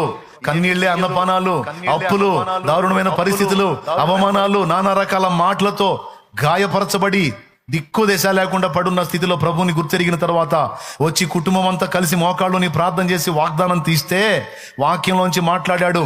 మనుషులు ఎవరూ లేరు ఇక్కడ, నిర్జీవం అయిపోయింది, జంతువులు సంచరించు స్థలమైంది అని చెప్పు. ఈ స్థలములోనే ఆనంద స్వరము వినబడేటట్టు యెహోవా మందిరములోనికి స్తోత్రములు తీసుకుని వచ్చే వారి స్వరములతో నేను నింపుదును, వారి స్వరములు వినిపింపజేయుదును అన్నాడు. అప్పుడు శాంతినగర్ లో నివాసం, ఈ ఇల్లు వదిలిపెట్టి ఊరి మీద వెళ్ళిపోయాం. పాడుపడిపోయింది ఇల్లు, పిచ్చి చెట్లు మొలిచినాయి. పశువుల సంచారం, పాముల సంచారంతో పాడు దిబ్బలా మారిపోయిన ఆ ఇంటి గురించి మాట్లాడాడు. అక్కడే నేను నా మందిరంలోనికి స్తోత్రాలు తీసుకొచ్చే వాళ్ళని ఏర్పాటు చేస్తాను, నిత్యము ఆనంద స్వరం వినబడేటట్టు చేస్తాను అక్కడ అన్నాడు. ఈ రోజు కూడా అక్కడ కృతజ్ఞతా స్తుతులు వినబడతానే ఉన్నాయి. అదే ఆ ప్లేస్, అక్కడే పరిచర్య ఆరంభమైంది. మందిరం కడతానన్నాడు అక్కడే వాగ్దానంలో. అక్షరాల మాట అప్పుడు మాకు తెలియదుగా. మందిరంలోనికి స్తోత్రాలు తీసుకొచ్చే వాళ్ళు ఏందనుకున్నా, తీసేనానా మందిరంలోకి స్తోత్రాలు తీసుకొచ్చే వాళ్ళు ఏందో అనుకున్నా. అక్కడ ఒక మందిరం కట్టబడిద్దని, అక్కడ ఒక పరిచర్య జరిగిద్దని, అక్కడ ఒక సంఘం కట్టబడిద్దని, అక్కడ ఆ ప్రాంతం పట్టజాలనంతగా అది విస్తరించుదని, నిత్యము స్తోత్రాలు చెల్లించే వాళ్ళు అక్కడ ఉంటారని నాకు తెలియదు. ఈ ఏర్పాటంతా ఉందని నాకు తెలియదు. అప్పుడే మాట్లాడాడు నా తండ్రి. మాట్లాడాడు, నేను చేస్తా ఈ పనని నెరవేర్చి చూపించాడు అక్కడ. దేవునికి స్తోత్రం కలుగును గాక. హల్లెలూయా. ఏడుపు స్వరాలు వెళ్ళగొట్టబడ్డాయి, ఖాళీ చేయబడ్డాయి. అక్కడ ఆనంద స్వరాలు వినబడ్డాయి. మరి అక్కడ మరణపు వాసన ఖాళీ చేయబడింది. జీవపు సువాసన నా ప్రభువుని చేర్చుకున్నందుకు అక్కడ వెదజల్లబడింది. నేను అందుకే చెప్తున్నాను, ఎక్కడికైనా ఏ స్థితిలోకైనా నా ప్రభువుని ఆహ్వానించండి అని చెప్తున్నాను. రాయ్యా నువ్వు రాయ్యా అని ఆహ్వానించు. నా ఇంట్లోకి రాయ్యా, నా దేహంలోనికి రాయ్యా, నా జీవితంలోకి రాయ్యా, నా పిల్లల జీవితాల్లోకి రాయ్యా, నా బిడ్డల కుటుంబంలోనికి రాయ్యా, మా సమాజంలోనికి రాయ్యా, మా గ్రామంలోనికి రాయ్యా, మా పట్టణంలోనికి రాయ్యా, మా ప్రాంతంలోనికి రాయ్యా. రచించిపోతున్నారు రాయ్యా, పాడైపోతున్నారు రాయ్యా, కూలిపోతున్నారు రాయ్యా, శాపగ్రస్తులైపోతున్నారు రాయ్యా అని పిలవాలి నువ్వు. నా తండ్రి అడుగుపెట్టిన దగ్గర జీవపు సువాసన, ఆనంద స్వరము. దేవునికి మహిమ. జకయా త్వరగా దిగవాయా, ఈరోజు నేను నీ ఇంట్లో ఉండాల్సి ఉంది అంటే, నా ఇంట్లో నువ్వు ఎందుకుంటావు, ఎట్లుంటావులే ప్రభా అనలా. త్వరగా దిగి ఆయనను చేర్చుకొని అనుంది. లూకాసు వార్త 19వ అధ్యాయం. ఇంటికి పోయి నాకు చూసుకోండి. అక్కడేమన్నాడో తెలుసా? ఇంకా యేసు ప్రభుని ఇంట్లో నీకు లోపలికి తీసుకెళ్ళాడో లేదో కూడా తెలియదు. ఇంటికి ఆహ్వానించాడు, రా ప్రభువా అని. అక్కడ ఏమని రాయబడిందో తెలుసా? యేసు ప్రభు ఏమన్నాడో తెలుసా? ఈ ఇంటికి రక్షణ వచ్చిందన్నాడు. ఆహ్వానించింది జక్కయ్య, యేసయ్య అన్నాడు ఈ ఇంటికి రక్షణ వచ్చిందన్నాడు. యేసు ప్రభు ఎప్పుడైతే పిలిచాడో అప్పటిదాకా ధనాపేక్షతో నిండిపోయి ఉన్నాడు జక్కయ్య. డబ్బు పిచ్చి, ఎవడు ఎట్ట సస్తే నాకెందుకు, నా డబ్బు నా కట్టాలా అని టైపోడు. ఎప్పుడైతే జక్కయ్య దిగిరా యేసుప్రభుని చూడాలని పొట్టోడు జనాల్లో ఉంటే యేసుప్రభు చూపందకపోతే ఆయన ఏ దారి గుండా వస్తాడో చూసి ఆ దారిలో ఒక చెట్టు చూసుకొని, ఆ మేడి చెట్టు ఒకటి చూసుకొని దాని మీద ఎక్కి కూర్చున్నాడు యేసుప్రభుని చూడాలని. ఊరు మొత్తం తిడతారు ఆయన్ని, జక్కయ్యని. పాపాత్ముడు, జాలి దయ లేనోడు, ముక్కు బిండి వసూలు చేస్తాడు, డబ్బు పిచ్చోడని. యేసుప్రభు వారు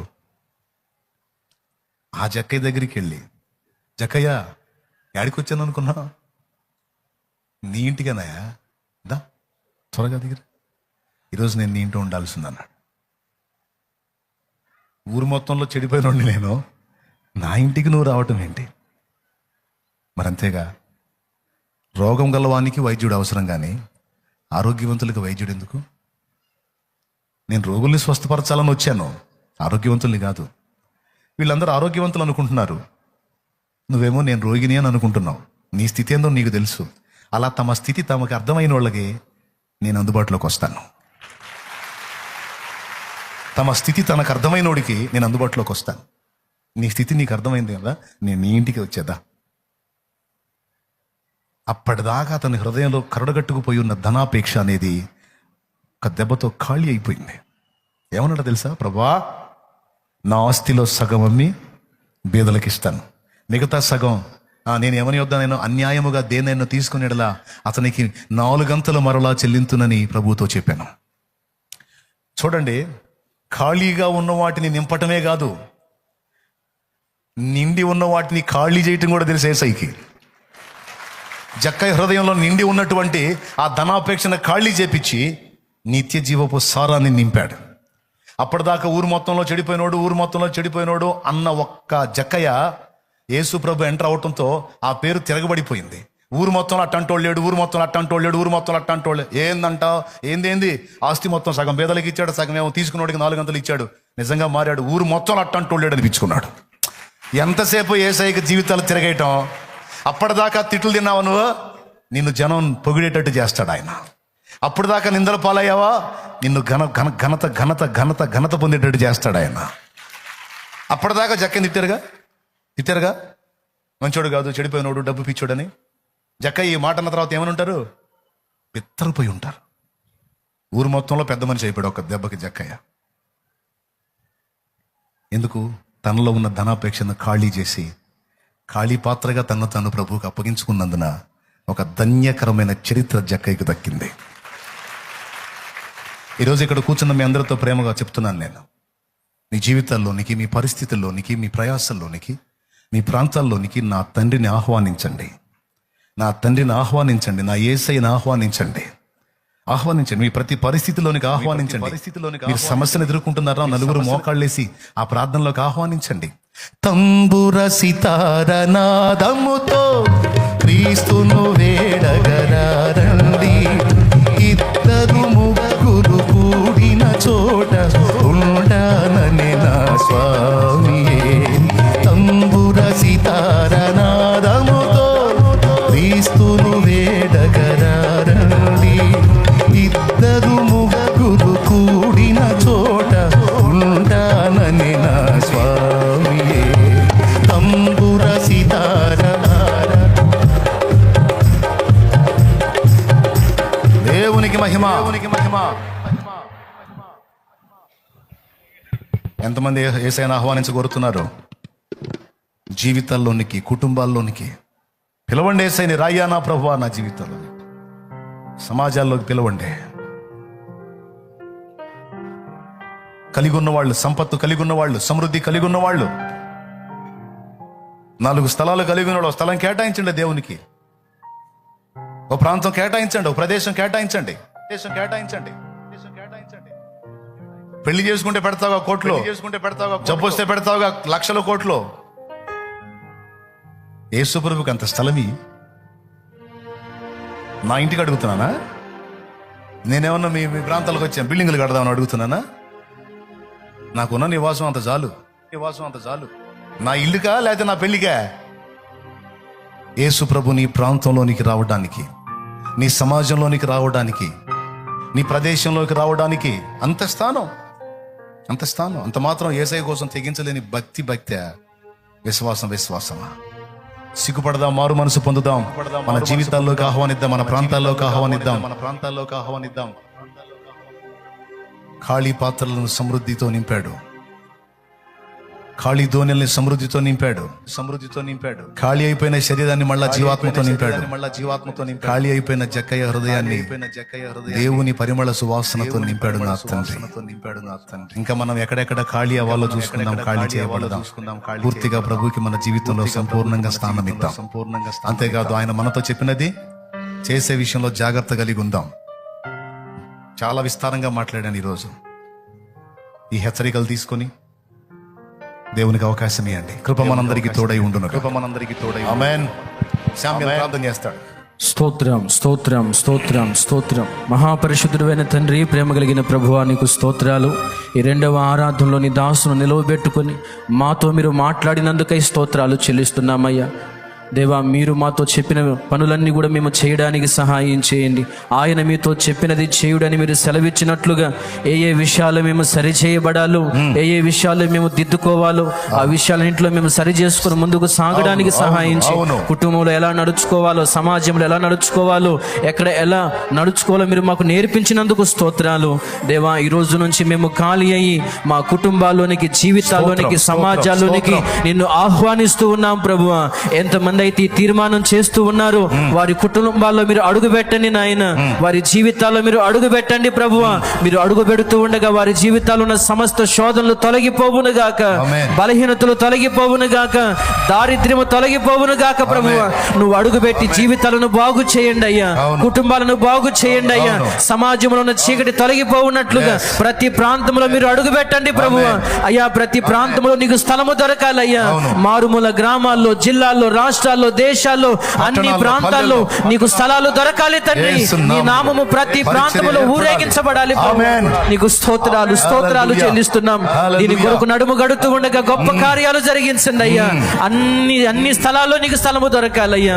కృప చూపించి సహాయం చేయండి అయ్యా.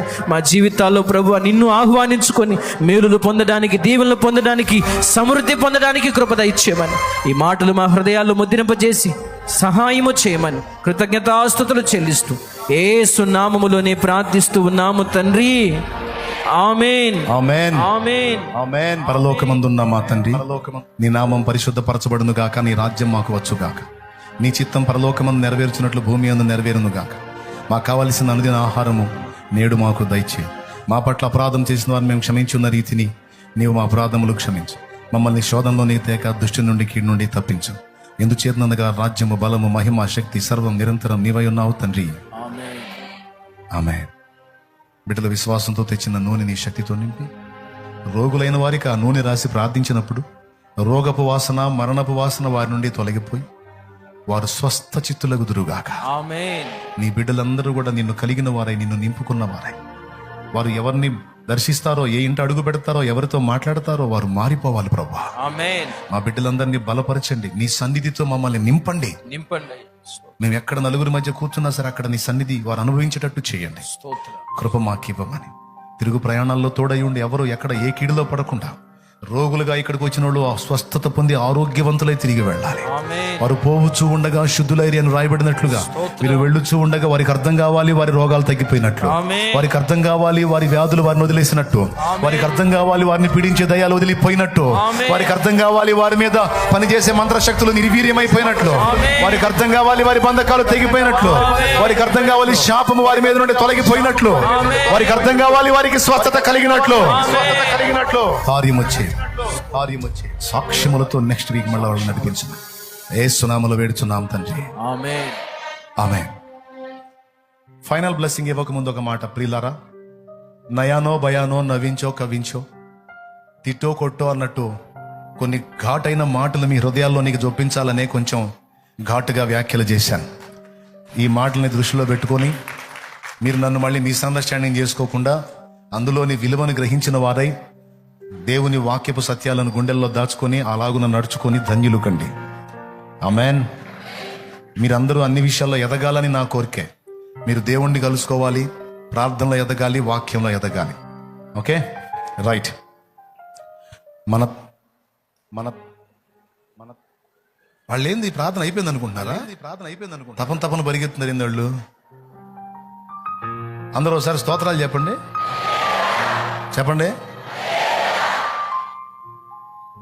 వాళ్ళు తెలివైన వెనక్కి వెళ్తున్నారు. వాళ్ళు నేను రాను ఈరోజు వెనక్కి, నేను ఇటుబడిపోతా, నేను ఇటుబడి వెళ్తా.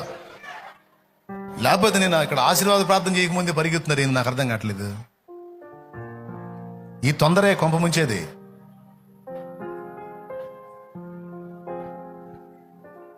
వాళ్ళ పని చేస్తారు ఈరోజు. మన తండ్రి అయిన దేవుని ప్రేమ, ఆయన ప్రియ కుమారుడు, మనందరి ప్రాణప్రియుడైన యేసయ్య శాశ్వత నిత్య కృప, పరిశుద్ధాత్మతోడి మనోహర దివ్య సహవాసం, సమాధానం సమకూడిన మనకు సకల పరిశుద్ధులకు సార్వత్రిక సంఘం అంతటికి సదాతోడ నిత్యత్వంలో చేరు పర్యంతము మనల్ని నడిపించును కాక.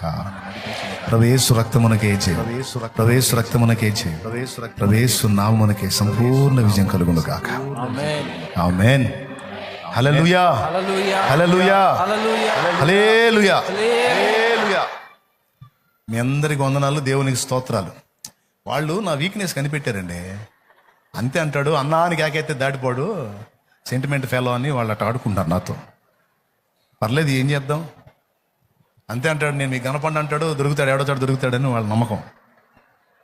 సరే ఇప్పుడు పోండి, మీ జాగ్రత్తగా వెళ్ళేటప్పుడు బాయ్ హెల్మెట్లు. ఈసారి మళ్ళీ వచ్చే ఆదివారం దేవుడి చిత్తం అయితే చేతులు ఎత్తిస్తా. హెల్మెట్ తెచ్చుకున్నాను అన్న అని చేయకపోతే మర్యాద ఉండదు. హెల్మెట్లు పెట్టుకొని జాగ్రత్తగా ఉండండి. పరిస్థితులు బాగలేవు. దేవునికి స్తోత్రం. ఇప్పుడే చిన్నగా రోడ్లు బాగు చేస్తున్నారు. కాస్త రోడ్లు బాగుపడ్డదాకా జాగ్రత్తగా తిరగండి.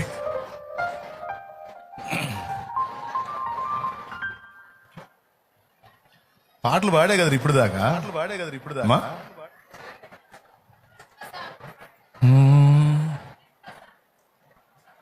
వీచే గాలి పాడేదా? ప్రభు స్తోత్రాలు. మీ అందరికి వందనాలు. ఇందాక పాపం వెళ్ళేవాళ్ళు కూడా నా మాటిని ఆగిపోయారు. వెళ్ళి ప్రార్థన చేసి వెళ్తాలే, మళ్ళీ అల్లాడిపోతారు అన్నట్టు. ఈరోజు యేసు ప్రభుని జీవితంలోకి ఆహ్వానించాలి అని నిర్ణయించుకున్న వాళ్ళు కంప్లీట్గా యేసు ప్రభుని నమ్ముకోండి. పూర్తిగా మీ జీవితాల్లోకి ఆయన ఆహ్వానించండి. ఆయన రక్తంలో మీ జన్మ కర్మ పాపాలు కడిగేసుకోండి. బాప్తిస్మం పొంది పరిశుద్ధులు అవ్వండి. ఇక సంవత్సరాంతంలోనికి వచ్చాం. ఇది చివరి మాసం. ఏమండి, 2024 మళ్ళీ నీకు రాదు. ఇక వచ్చేది 2025, 26, 27. కాబట్టి ఈ సంవత్సరపు చివరి మాసంలో నేను ఒక మంచి తీర్మానం చేసుకొని రక్షణకు సిద్ధపడండి. రక్షణ పొంది దేవుని రాజ్య వారసులు అవ్వండి. కృప మనందరికీ తోడై ఉండును గాక. ఆమేన్. మీ అందరికీ వందనాలు, శుభాలు, దైవాశీస్సులు. లైవ్ ద్వారా అందుబాటులోకి వచ్చిన బిడ్డలకు కూడా వందనాలు. జూమ్లో కనిపిస్తున్న బిడ్డలకు కూడా వందనాలు. మీ అందరి ఫేసులు నాకు కనపడుతున్నాయి, చూస్తున్నాను నేను. God bless you. మీ అందరినీ నా తండ్రి దీవించును గాక. ఇంకెళ్ళండి, వెళ్ళి తినండి. సెలవు.